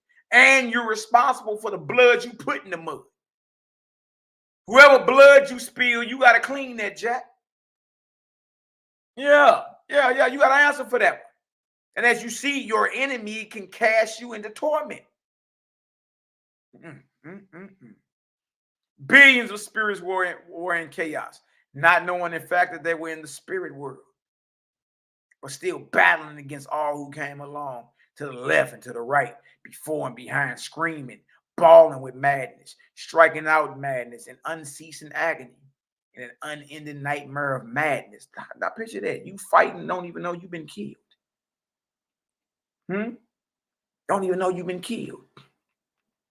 Or killed. K-I-L capital T. Killed. Look at it. And from among the mighty host of darkness, the drudges, deep born in darkness, now pestering the people on earth, were hundreds of millions of familiars taken to fetalism. Vampire spirits. Oh my good night. We talking about vampires? A spirit that fetals, that engrafts itself on a man or a woman. Millions of familiars taken to fetalism. Vampire spirits who suck the blood and the flesh of mortals to the brain and heart are wild and mad. Till the mortal is driven to nameless deeds of horrors, desperate with the foul obsession. Spirits who bring poison and horrid smells to afflict mortals. Spirits who delight to feed on mortal flesh corrupted with scabs and running sores. Spirits who teach reincarnation and lust as the highest, most exalted heaven. Good night. There are those within the Israelite understanding that believe in reincarnation. Now I realize that's a vampire spirit. That's an engrafter. That's a fetal. That's a low-graded spirit. That engrafts on you, attaches to you, and convinces you that you've been reincarnated. Verse 19. And now the mighty host of Anu Hasaj, alias Dias, the Lord God, the false, broke in on every side and spread here and there, searching for foulness and for fuel to feed their thousands of hells. Look at this, y'all. And these in remembrance of Osiris. Good night. Look at this. And these in remembrance of Osiris' hated name and treachery went for his great kingdom, followed by billions of angels, desperate from long continued slavery, roused for deeds of vengeance. Forth into his capital, Agoadon, they rush, beating down the pillars of fire and high archways, and rushing into the throne of Osiris, seized him and his vice gods, seized him and his leggings, because Osiris were leggings. Good night. Osiris got stripped, got jumped and stripped of his throne and jewels too. This nigga wear leggings. Those are leggings he has on. That's spandex.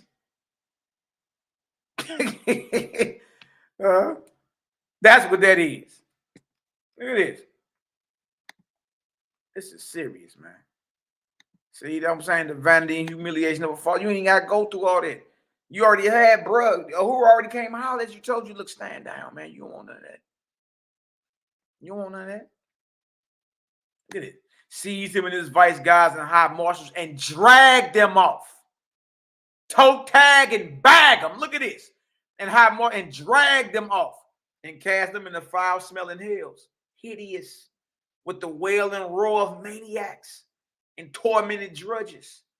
And with kicks and blows and poundings, huh? Well, you done got pounded out around her. Yeah, skinny jeans on. The guy got on skinny jeans. The guy got on skinny jeans. Hold on.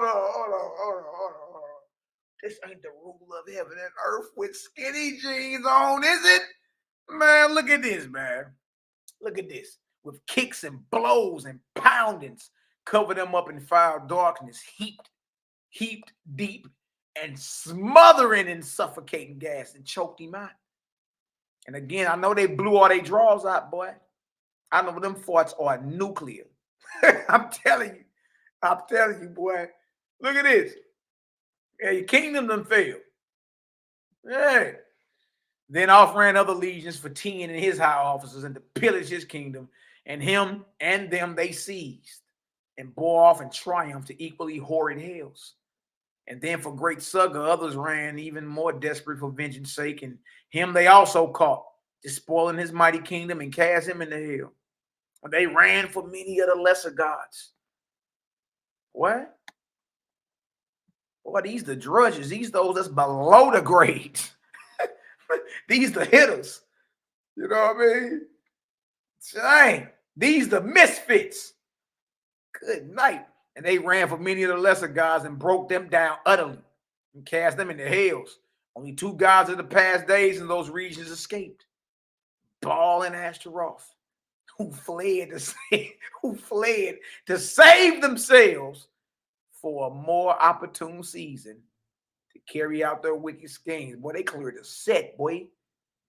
Boy, them drudges cleared the set. What you mean?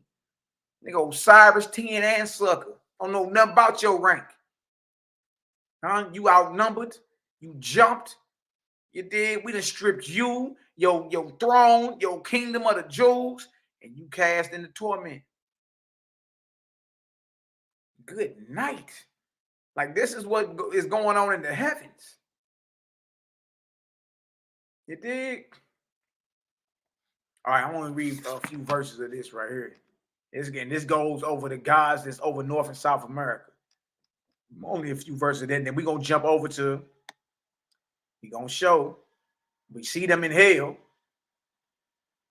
All right, then we're going to show them get delivered. How marvelous the Creator is and their judgments. All right. All right. Y'all get some understanding so far. Give me a 5 up in the chat. Bless up. Bless up. Bless up. Okay. We working. All right. Of the self-gods of Europe and North and South America, Guatemala, little need to be said. They established weak heavenly kingdoms and succeeded in inciting mortals to war, but to no great destruction. Their heavenly kingdoms were for the most part failures. Their thrones were poor and dilapidated almost from the start. For the mortals of these great divisions of the earth were too scattered and few to be profitable for false gods. In Guatemala, they had not forgotten the lessons of Atura, the false god, who had ruined their forefathers. They were wary and for the most part preserved their allegiance to the Great Spirit. Okay? So we'll stop right there, and then we'll go over here to the book of Lika. And we're going to finish up right here. All right. Show y'all what this is. Book of Lika, or book of Lika. All right. Son of Yahweh. Known in heaven as the dawn of Bon, and on earth as the cycle of Moses, Capilla, and Chime. Jehovah said, I gave to the earth a time of full earthhood, so that the generations of men might know the period. Behold, I cause man to build a pyramid in the middle of the world. Look at this. Huh? For it was my mark. He's talking about the great pyramid, y'all, in Egypt. Look at this. For it was my mark that from that time forward, man would turn from stone temples and the hope of everlasting flesh life, to rejoice in spiritual abodes in my ethereal heavens, in my Father's house of many mansions. And I brought the earth out of darkness and encompassed it with the dawn of Bon. So this is the arc cycle. This is the beginning of the arc cycle when Moses and all them was on the scene. And the light that was shining. You see that? Then we're going to jump on down to chapter 11, though. Chapter 11. Let's get on down here and let's work. Show y'all something. All praises. 11, 12. Yeah, 11. We'll start at 11. All right. Oh, wait. We almost out of here, believe it or not. Jehovah spoke to Leica, saying, appoint other servants to me. All right, now remember, Leica is during this time Moses, Capilla, so it's some deliverance that's going to be going on. All right, Jehovah spoke to Leica, saying, appoint other servants to me for the other great division of the earth and for the islands and the oceans of the earth, and to each of them give 10 million of my servants whom you brought from Nirvana. And they shall go down among mortals and by inspiration and otherwise collect into groups of the scattered faithists who worship me. That's us, y'all. One who has unwavering knowledge and faith in the Creator. And your servants shall also provide successors to come after them to abide with mortals, making short their seasons of watch, so they shall not become wearied. And like appointed to Child, NehemiYAH, Gitchi, Guelph, and Siwa, and a lot of them to different divisions of the earth, and he gave them each 10 million hosts brought from the Orion worlds. That's tight. And these hosts were selected in the same manner as the previous ones. They also saluted and departed for the earth. Again, Jehovah spoke. Again, Jehovah spoke in the light of the throne, saying, because many are risen in wisdom and truth, I will have Theovrakistan as my holy place for them. And it shall be the region for my brides and bridegrooms at the resurrection of dawn. But at the end of dawn, it shall be divided and subdivided so that none can find the place of my standing. For it has come to pass that man on earth, learning the name of one of my heavens, glorifies it and aspires to rise to it, but to rise to no other heaven. So he like, we cutting all that short. Look at this. It is because my true gods taught man about Horeb in the early days. Man desired Horeb. That being so, each one of my enemies, the false gods, cried out, behold, my heavenly place is Horeb. I am the all heavenly ruler. Come here to me. For by this means the name I gave in truth was usurped and made into a trap to enslave my earthborn. And I will no longer give immortals. And I will no longer give immortals a name of any of my heavenly places, nor shall they be taught of any heavens except the higher and the lower heavens, which shall designate my Etherian and my atmospherian heavens. And by these terms, man on the earth should be fortified against the stratagems of the false heavenly rulers. So credit, like I'm gonna shut up all that, all the different names of my heavenly places, because the false gods use that to manipulate mortals, to play them like puppets. Create a code on every side. Look at this. Look at this right here. It says, and man should perceive that when angels, men, gods, or saviors say, come to me, and I will give you of my heavenly kingdom, that they are false. Y'all hear this? You need to know that. All right. And man shall perceive that when angels, men, gods, or saviors say, come to me, and I will give you of my heavenly kingdom, that they are false and nothing but tyrants to enslave my people. But if they say, go serve the great spirit, go serve the Creator, go serve Yahweh, and not me, for I am only a man as you are, then it shall be known that they are of my Nirvanian host. Who all understand that?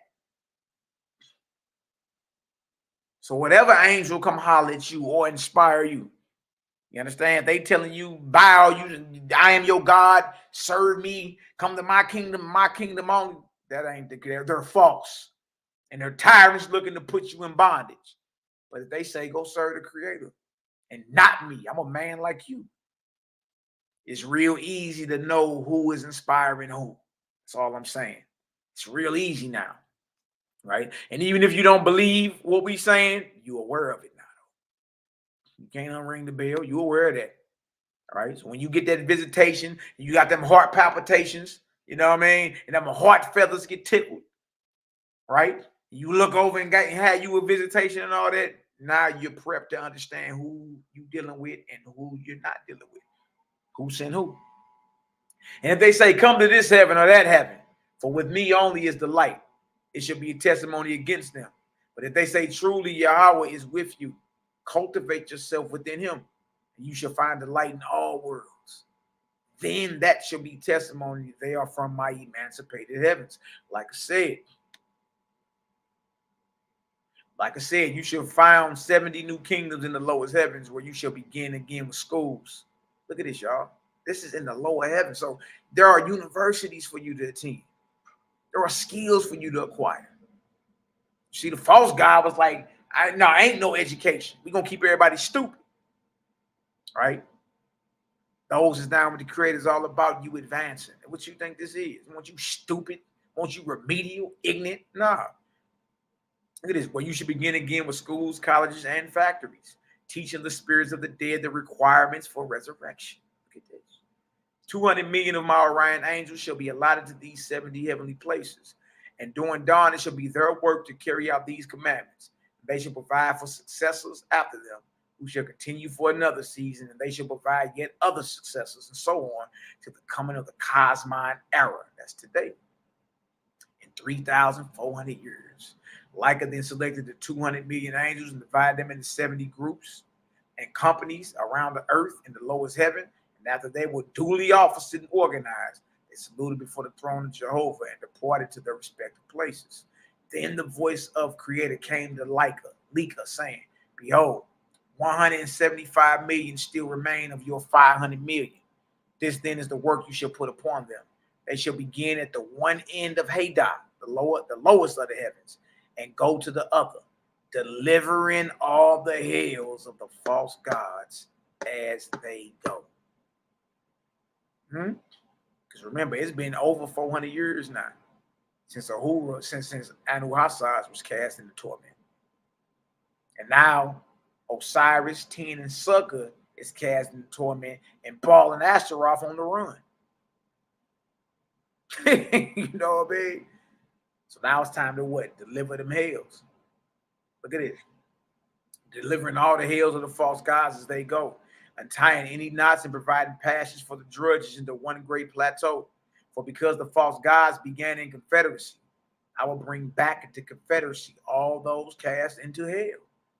And you shall organize them safely, providing officers, and when they are thus established, behold, you and your Rapine host shall go and raise them up and deliver them into the Aegean forest of Terpset, where they shall be colonized and begin a new life of righteousness and love.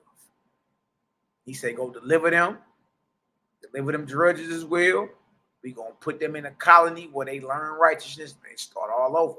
They done learned their lesson, right? But notice, since they all was together, they all going to be together in the resurrection as well. Y'all going to have to labor with each other to raise each other up. Look at this.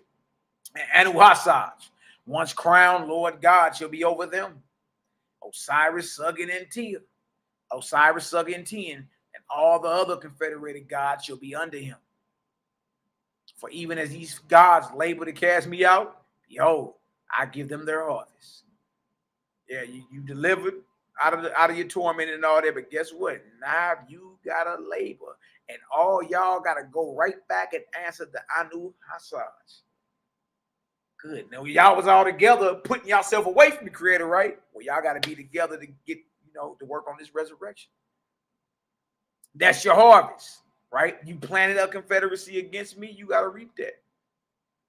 Then Leica commissioned the 175 million Etherians, officered them and sent them into the Hadan regions of the earth to deliver his hells. Jehovah said to Leica, the rest of your 800 million shall remain in Theovrakistan, for the labor here is sufficient for them. So they remain. Ooh, chapter 12, we heating up. Here come Ahura back on the scene too. Because remember, his homeboys and them got to get delivered. Who better to deliver them than Ahura?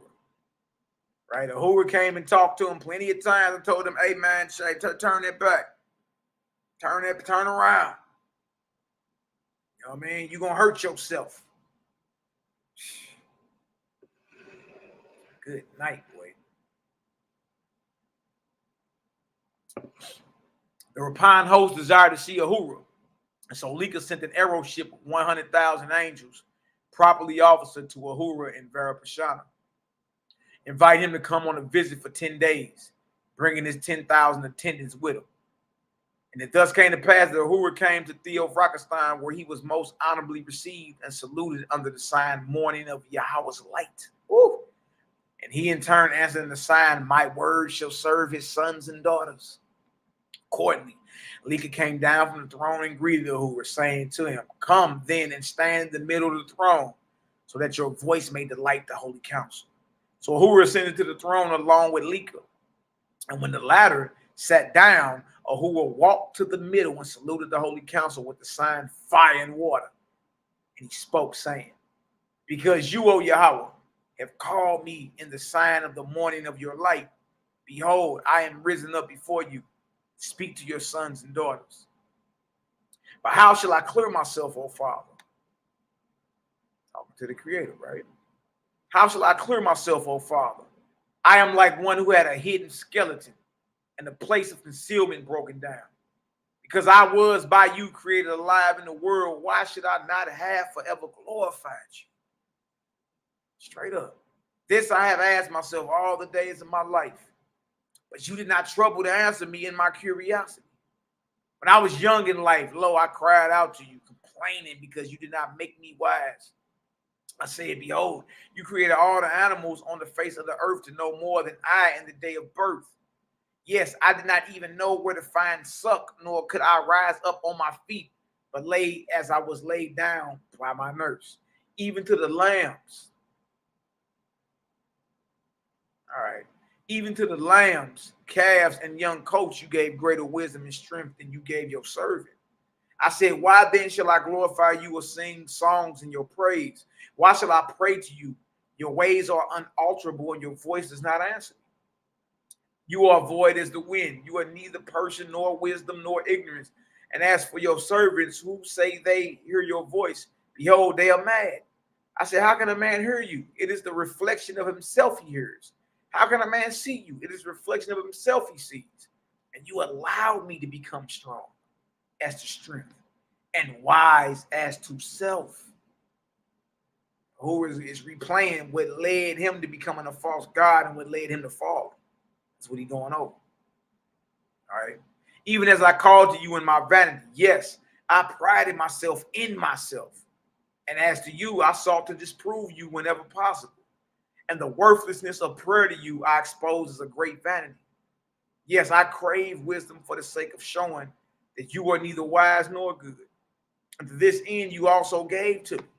And I became conceited and hid my conceit, even from my own understanding, so that I could carry all points. I pointed to the fool, saying, behold, Jehovah's son. I pointed to the desert place, saying, behold, Jehovah's fruitful earth. To the mountain which is rocks and barren, saying, behold, how Jehovah has finished his work. And of the evil man who murders his brother, I said, Jehovah good in one thing, good in all. But I did not know the hand that was upon me. You are answering my prayer every day.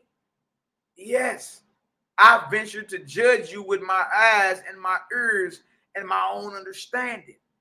In the place I stood, I judged you and your works, O Yahweh, and the craft of my speech won applause. By flattery, I was puffed up.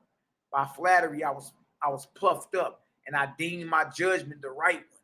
And whoever did not see as I saw, I condemned or pitied. Yes, I craved great speech so that I could expose them in their folly. I can expose them in their folly. Look at this.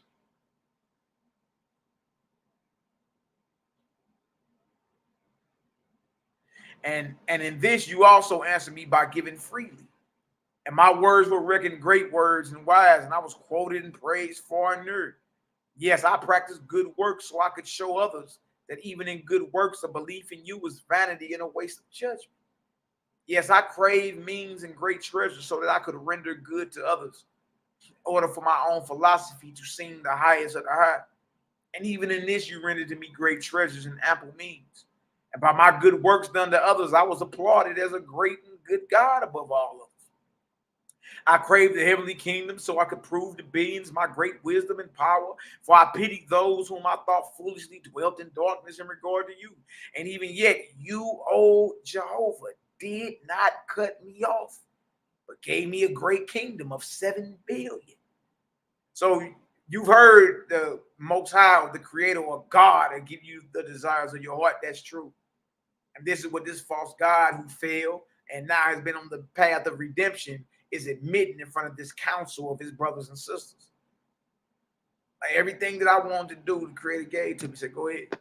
Let me know how that turned out for you.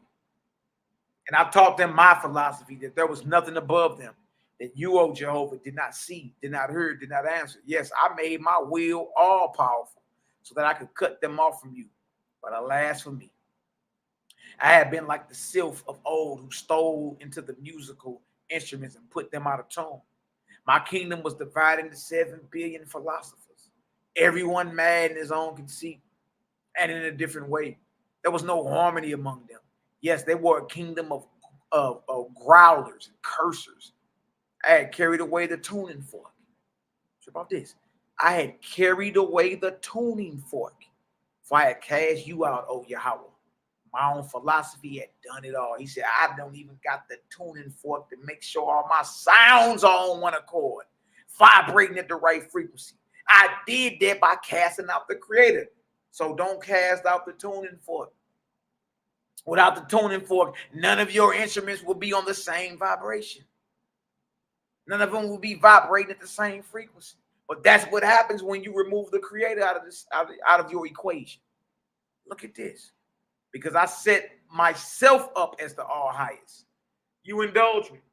And I became the highest God of my people. Yes, they cast their plaudits on me at first, but afterward, all their ills and their curses.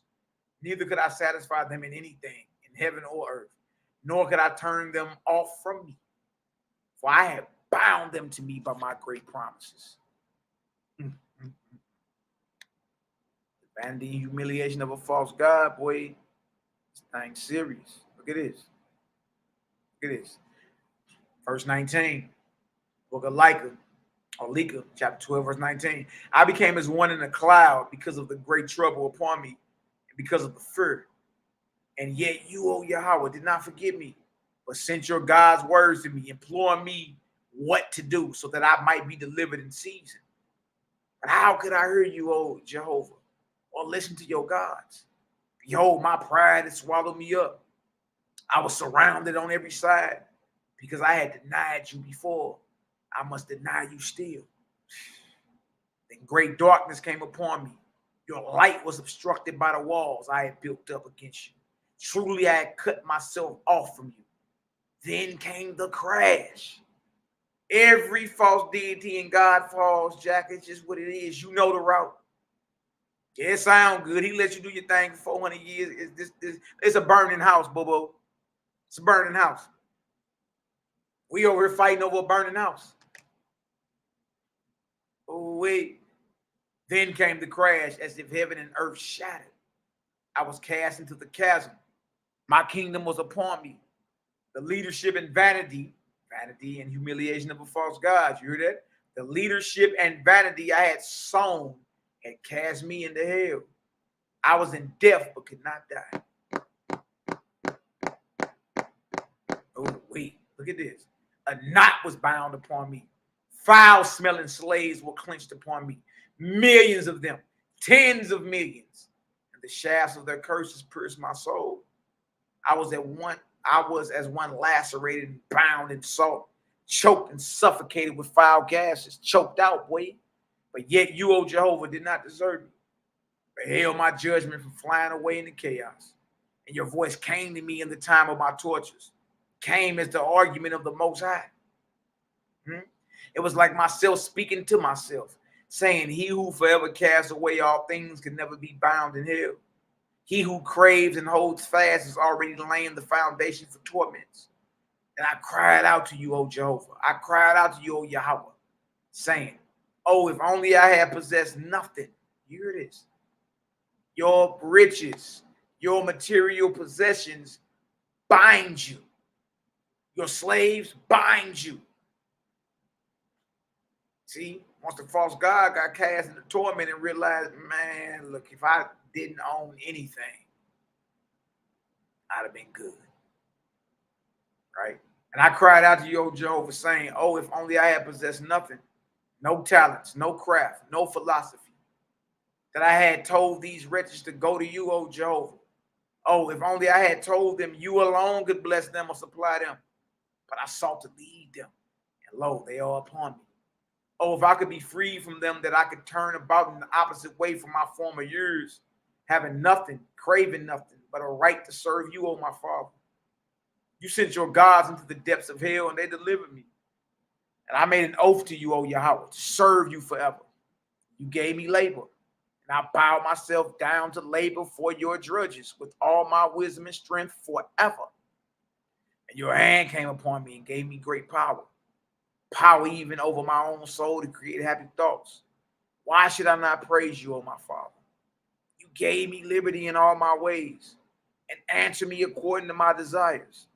Not once have you turned away from me or afflicted me, but because of my own vanity, I cut myself off from you. Yes, you have shown me that to glorify you is the foundation of the highest happiness. To sing to you is the greatest delight. To praise you is the highest wisdom. And now Ahura halted in his speech a while and still standing in the middle of the throne, burst into tears. Yeah, I know. He realized he didn't learn, man. He didn't learn like, I done tripped. He did. And still standing in the middle of the throne, bursting into tears, presently he said, HeHRBAL was my good friend. It was he who since then took the name Darius and afterward proclaimed himself the creator. I weep in pity for him. He is in hell now.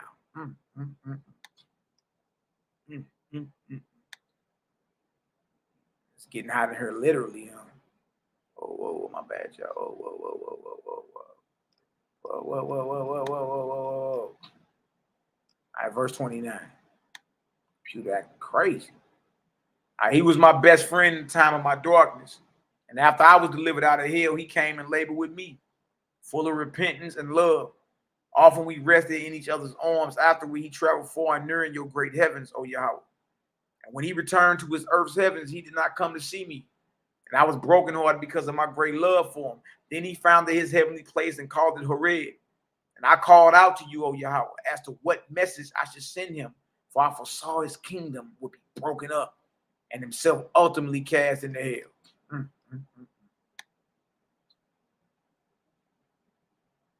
And you gave me liberty to send him a message in my own way. And in the anguish of my broken heart, I sent him a message saying in substance, I no longer have any love for you. And I chided him and upbraided him because he did not come to see me, to gratify my burning love. And I foretold him the great darkness and the hell that would come upon him, even as they now are. Now I repent, O Jehovah, that I sent him such a message. For nearly 2,000 years, my message has been to me as if I swallowed a living coal of fire. He sent that message down. Man, that's crazy. That's crazy. Look at this. Look at this. Ahura ceased. Malika spoke, saying, because you have pleaded for Darius, you have turned the Etherian host to him. To you I allot the restoration of Darius, alias HeHRBAL. So Ahura has to deliver HeHRBAL and restore him. Yeah, you gonna do it. Who better to do it than you? That's your homeboy, ain't it? In the proper time, my host will take you to the hell where he is bound, and you shall be the first to receive him. Liga then proclaimed a day of recreation for there were millions of Etherians who desired to meet Ahura and greet him with love and praise. Ooh, y'all get some understanding. Throw a 4 up in the chat. Bless up, bless up, bless up. Let's jump on down. Let's jump on down. Ooh-wee. Ooh-wee. Here we go. Here we go. All right, let's get these boys up out of here. Get these boys up out of here. All right, let's get them on up out of here. Bing. Hold on, y'all. Get these boys on up out of here. All right, chapter 15:1. That's work. Book of Leak, chapter 15:1. After Leak had numbered all the mortals on the earth and all the angels in the heavens of the earth and saw their great darkness, he visited HICKMAN and founded a good plateau, capable of all grades up to 60. And Leak possessed the place and consecrated it to Yahweh. And he left on it 300,000 gods and goddesses who were of his Etherian host. And after this, he returned to instruct Jessica, chief god, for the deliverance of the hells of Darius, Tian, Osiris, and Sukkot. Now it's time to get them out of there. They got to be restored, and they got to be given their judgment on how to work, what they must do. See that? Look at it. Jessica had his vessels constructed with walls of fire around the margins to prevent the drudges from escaping. And in total, there were 400 vessels built, each capable of carrying 100 million drudges. The manner of driving the drudges into them was by leaving part of the firewall open and by firebrands in the Etherians' hands, cutting off sections of drudges from the hells. In this way, the Etherians drove the drudges into the vessels, at which point the doorway in the wall of the ship was closed. Mind you, Ghostbusters. When they trapped the ghost, then the workers of the ship put it underway and carried them up to HERBAL, where the gods and goddesses received them, placing the drudges in pens walled with fire, where they could be treated and restored to reason. There are angels who receive your spirit, you understand, especially if it's a chaotic spirit, and they labor to restore your spirit, calm you down, restore you to reason, after which they were to be liberated in installments according to their safety. In the first year, Jessica delivered from the hells of Hader 5 billion drudges. But in the second year, he delivered 35 billion. In the third, 16 billion. Good night. After this, the work went slowly, for the balance of the hells were mostly in knots, some of them hundreds of millions. And these had to be delivered individually, requiring great labor, power, wisdom, and dexterity. In the 5th month of the 4th year, HERBAL, alias the false Lord God, was delivered out of the great knot of hell. In which there had been 800 million bound for more than 400 years. Do y'all hear this? Dang. So finally, he gets delivered. After the manner in which Fragapati delivered knots, even so did Jessica and his host with brands of fire. When it was known in which place Dias HERBAL was tied in a knot, and when it was half delivered, Jessica sent for Ahura to come and have the honor of releasing HERBAL. And to this end, Ahura labored on the knot 55 days. And then it was accomplished. So he ain't just in hell, he's balled in a knot. And that's a whole bunch of chaotic spirits fused into one knot. So, you know, that takes a special type of skill to deliver that. And HERBAL gets delivered. Look at this. But lo and behold, HERBAL was bereft of all judgment, crying out unceasingly, I am not God. I am not the Lord. I am not Dias. He was wild, crazed with fear and torments, frenzied and in agony. Boy, you hear this?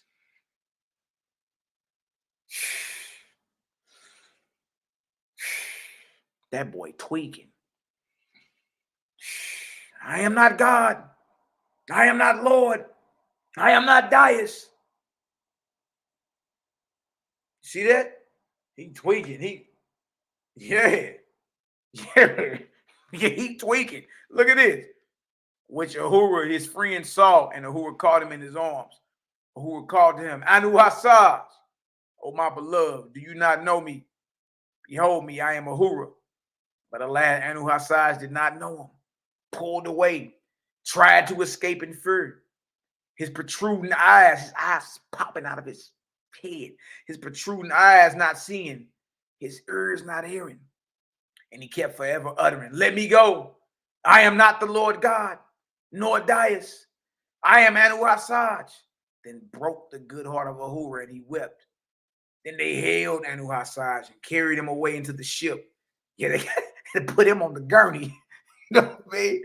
That's right, to put the crazy jacket on Anu, load him on the gurney and get him on out and carry him over there. Then they held HERBAL and carried him away into the ship, and Ahura helped to carry him. Then the ship rose up and sailed along higher and higher, farther and farther, till at last it came to HERBAL.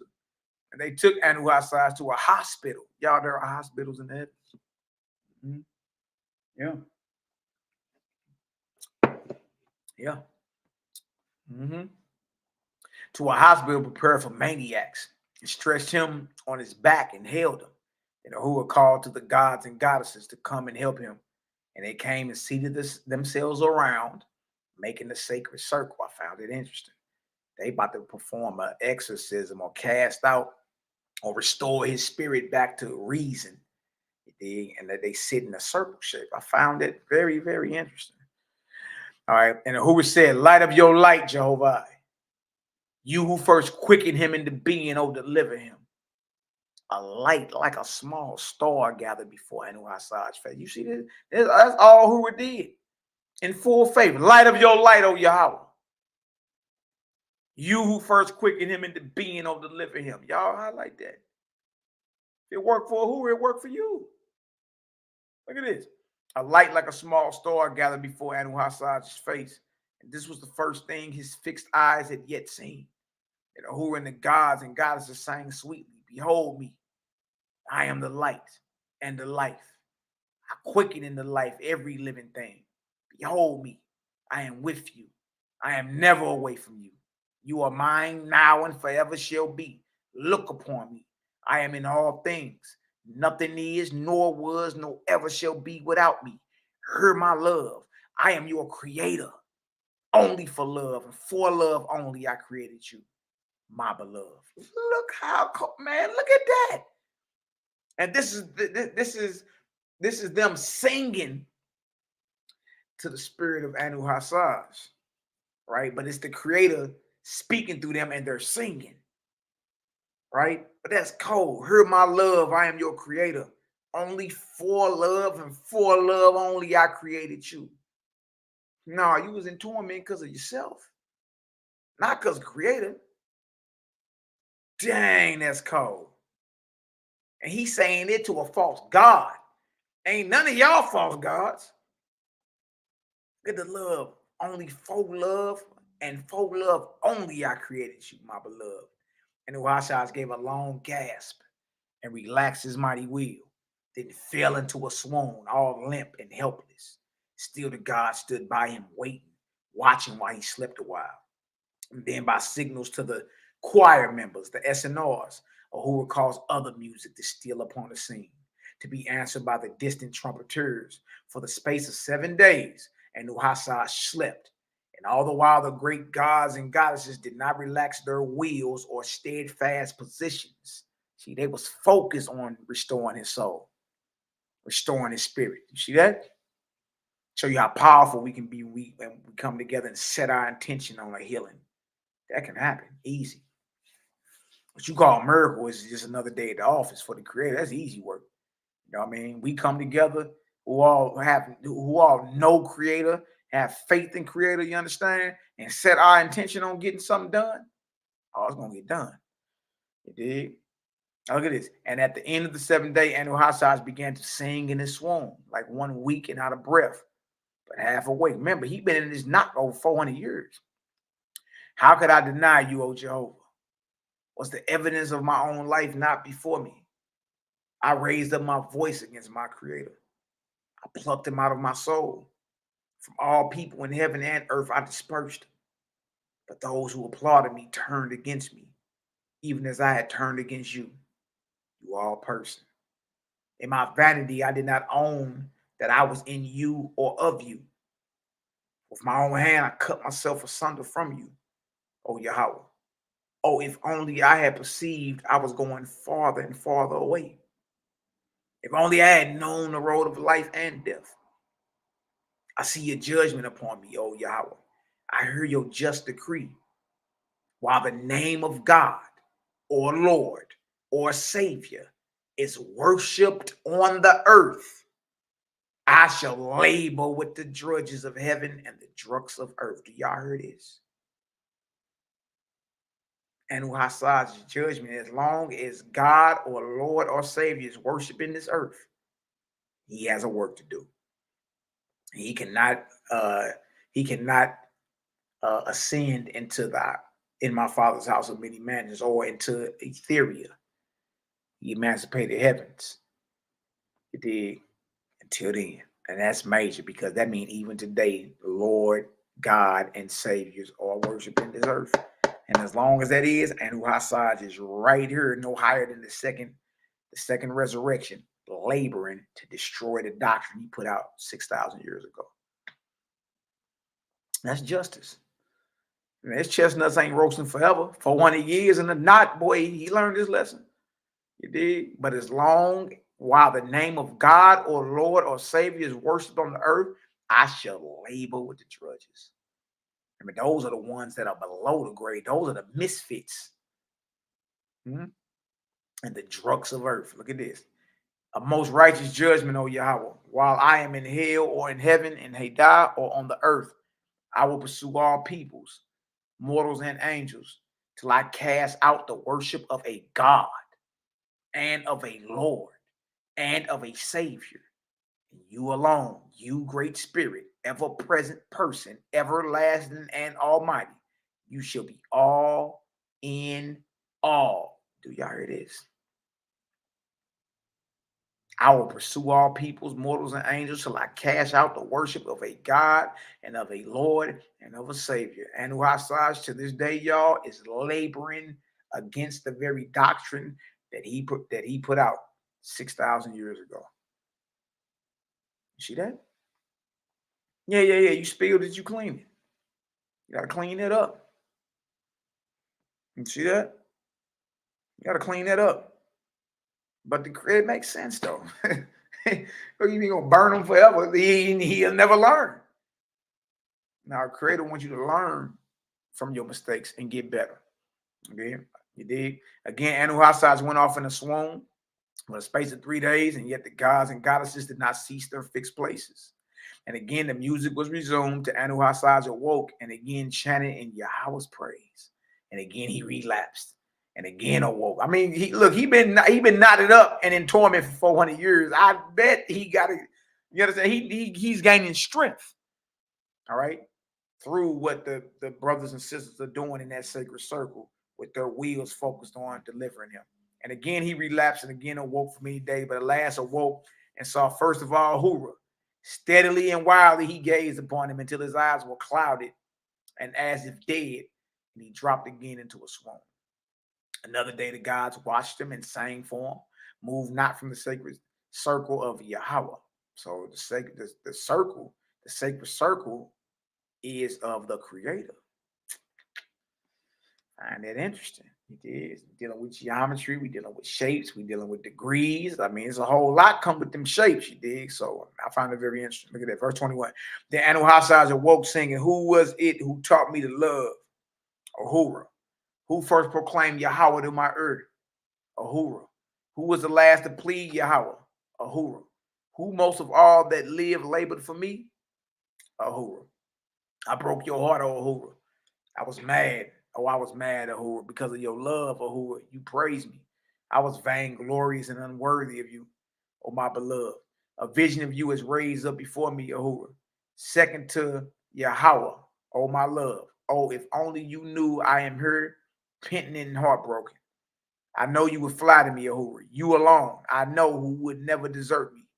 Sweet Ahura. Then again, YHWH'S relapsed into a swoon. Boy, the YHWH, boy, hell kicked his rear end, boy. Wilted, breathless, like one that is dead. Ahura saying, behold me, I am Ahura. I have come to you from afar, O YHWH's. Awake and behold your love, my love. My heart is broken for you. YHWH's, 1,000 years I have wept for you. Oh, if only you could awake to know me. And YHWH looked up and saw Ahura. The latter kept on singing. It is not a dream. And YHWH, your Ahura is here. Behold me, I am he. Break the spell, and YHWH. By Yahweh's power, put forth your soul. Ahura is here. Again, YHWH relapsed, but not too swoon. Merely closed his eyes and sang. Blessed are you, O Jehovah. You have given me a sweet vision. You have shown me the face of my love, Ahura. His sweet voice fell upon my ear. I am blessed, O Jehovah. You have blessed even these hells, O Jehovah. The darkness of endless death is made light by your almighty touch. You alone shall be my song forever. You alone my theme of delight. Yahweh forever. Yahweh forever and ever. Then Ahura, seeing the spell was broken, said, arise, O YHWH. I will sing with you. Behold, Ahura, your love is before you. This is no vision. Come to the arms of your love. And he raised YHWH up, and he awoke fully, but trembling and weak, and knew understandingly. Ooh, wait, it's getting deep. Look at this right here. In the same time that YHWH was delivered out of hell, so was Anubai. from the self same knot. So he was with Anuhasad, and he was carried on the same Kalios to Haulios, the same heavenly place, and he was also in chaos, knowing nothing, only screaming, "I am not Anubai. I am not the savior. I am plain Chisoda." his real name. He like, I don't want no more smoke either. Nah. That wasn't built for me, Jack. You dig? That wasn't built for me. Look at this. And he also did not see and did not hear. And he also did not see and did not hear, but was wild, desiring to fly away. And they held him fast. In the same way they delivered Anuhasad to reason, they also delivered Chisoda. And when both of them were well restored to sound reason, though still timorous, meaning easily frightened, or who took them in his own fire ship, O Divine, and carried them to Theophracostan before Alika, for judgment. See? You get delivered out of hell and restored, but now you got to be judged. Adjudication has to happen. And great was the time when they came, and especially the desire of the inhabitants to look upon Anuhasad, the most audacious God that had ever dwelt on the earth or in her heavens, and as well, the much loved friend of Ahura. When they came before the throne, look at this. When they came before the throne of Yahweh and duly saluted, Lika said, "Where do you come from and for what purpose, O my beloved?" Ahura said, "Hell was delivered up, the bound. Hell has delivered up the bound. My friends are before you." Then Lika said, "In Jehovah's name, welcome. Whatever the Father puts into your souls, utter it, and be assured of his love, wisdom, and power." And Uhasha said, "That I am delivered out of hell, it is well. That I was delivered into hell, it was well likewise. Give me Yahweh's judgment.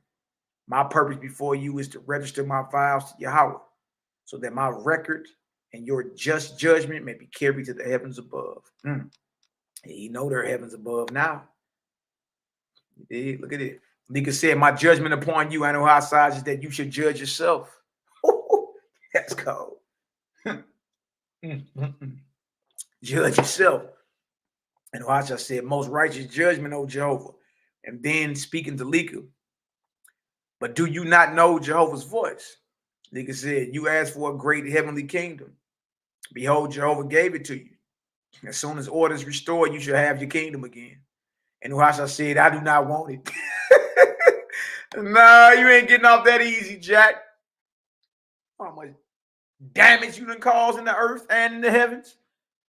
Nigga said, "You should not say, I want this or that, but say that you will do whatever Yahweh has given into your hands.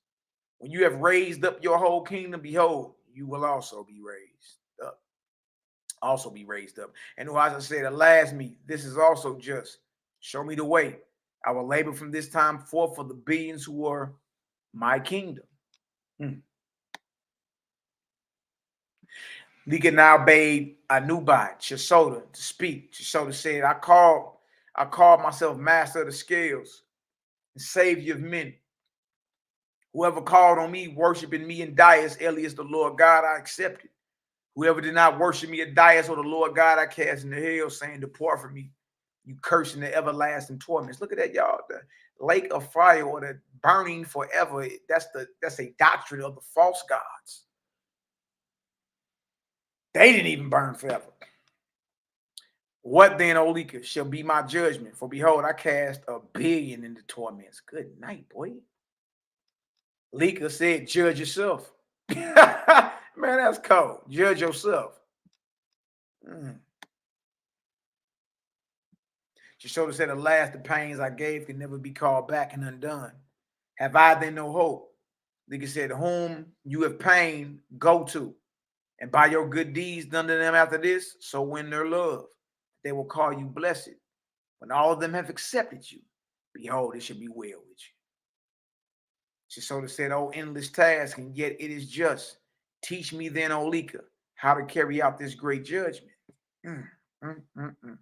Said, hey, go heal whoever you wanted. Win them over. Raise them up. You dig? Then you'll be accepted. Look at this. Verse 19. Lika then asked for Anuhasad to come forward and be crowned. And when he approached the foot of the throne, Lika came down and said, Anu Asad, son of Jehovah, I crown you God of HICKMAN, Yahweh's name, to his service forever. Be with him, O Jehovah, in wisdom, love, and power. And watch, I said, into your service, O Yahweh, I commit myself forever. Give me of your love, wisdom, and power, so that I may glorify you in your kingdoms. Lika stretched up his hand. Lika stretched up his hand, saying, light of your light, crown of your crown, O Yahweh. And the light was formed in his hand. Wow. And the crown came out of the light, and Lika placed it on Anu Asad's head. The latter then sat down on the foot of the throne, and Lika took his hand, saying, arise, O God, and go your way. The Father be with you. With that, Anu Asad and Shasoda saluted and stood aside. And then the Hoover saluted and stood aside also, after which Lika granted a day of recreation, during which time the visiting gods departed for HICKMAN. Good night, boy. Good night. I'm gonna stop right there. We'll the last and final one. We're gonna show you 10 Suga Osiris. And then Uhura finally being able to get up out of here and descend into the Ethereum realm. She did. So if y'all got some understanding today, if y'all enjoyed the lesson, give me a 9 up in the chat. Bless up, bless up. The Vanity and Humiliation of a False God, part 5. We got one more part. No, man, I ain't gonna run up 4 hours today. We got one more part to deal with, you know what I mean? And then that's it for that series. The Vanity and Humiliation of a False God. There's gonna be 6 parts to it. You dig? I would say go back and start from part 1 a couple weeks ago and just watch and take notes to blow your mind. And again, even if you don't believe what's being said, at least you're aware of it now, though. That's it. You're aware of it. And it show you see the vanity of the false gods, pride, anger, jealousy, envy. You understand? So we should be able to identify when those things rise up in us. You understand? Identify them and refuse to be dominated by that. Say, no, you can't have me today. I refuse to be angry. I refuse to be vengeful and vindictive and hateful. I refuse to, you understand, to worry and doubt. I refuse. See what I'm saying? Problem with the false gods is they never conquered those earthly desires. And every last one of us should be practicing that daily. Every last one of y'all have hundreds, if not thousands, of conversations in your mind every day. All right? Now you know practically how to apply that. Okay, that's from the creator. Oh, no, that's a false god right there. Who is you? Nah, go on somewhere. I was commanded not to kill. I'm not going to do that. You know what I mean? So all praises, all glory, all honor. I'm glad y'all got some understanding up in the chat. Bless up. I'm about to finish or continue doing what I do, handling business. Part 6 may be a short one too, so I may come back on tomorrow morning, because tomorrow evening I'm supposed to be. Ema, let me know. I think you asked me about, is it tomorrow, the 4th? You wanted me to come on the sister channel and chop it up about the food and the diet and all that. You know, it's all good over here. It's all good. So I'm any of the sisters that's part of the channel, go ahead and post the link to your channel in the chat.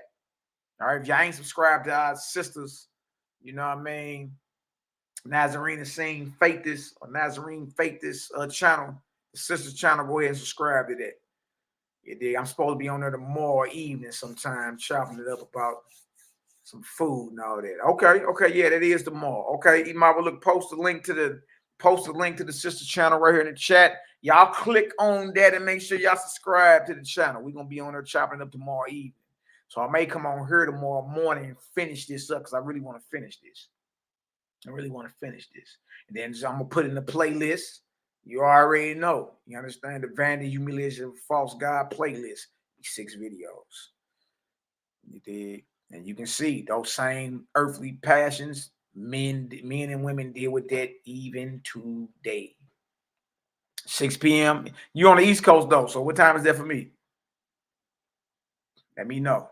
I'm glad y'all got some understanding, love, and light. I salute all y'all in the name of the Creator. And may the light of the Creator permeate every square inch of y'all being, from the crown of your head to the sole of your feet. Bless up, clip up, create a gang. You bring them, we raise them, baby.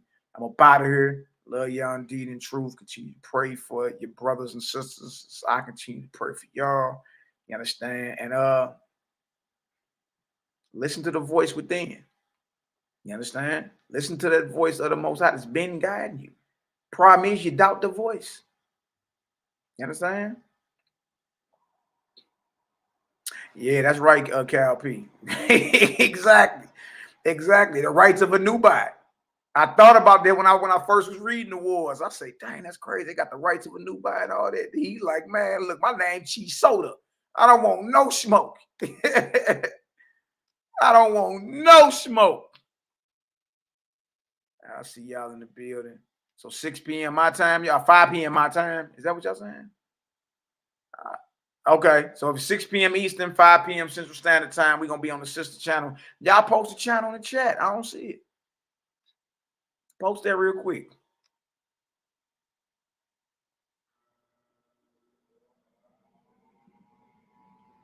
And that real quick.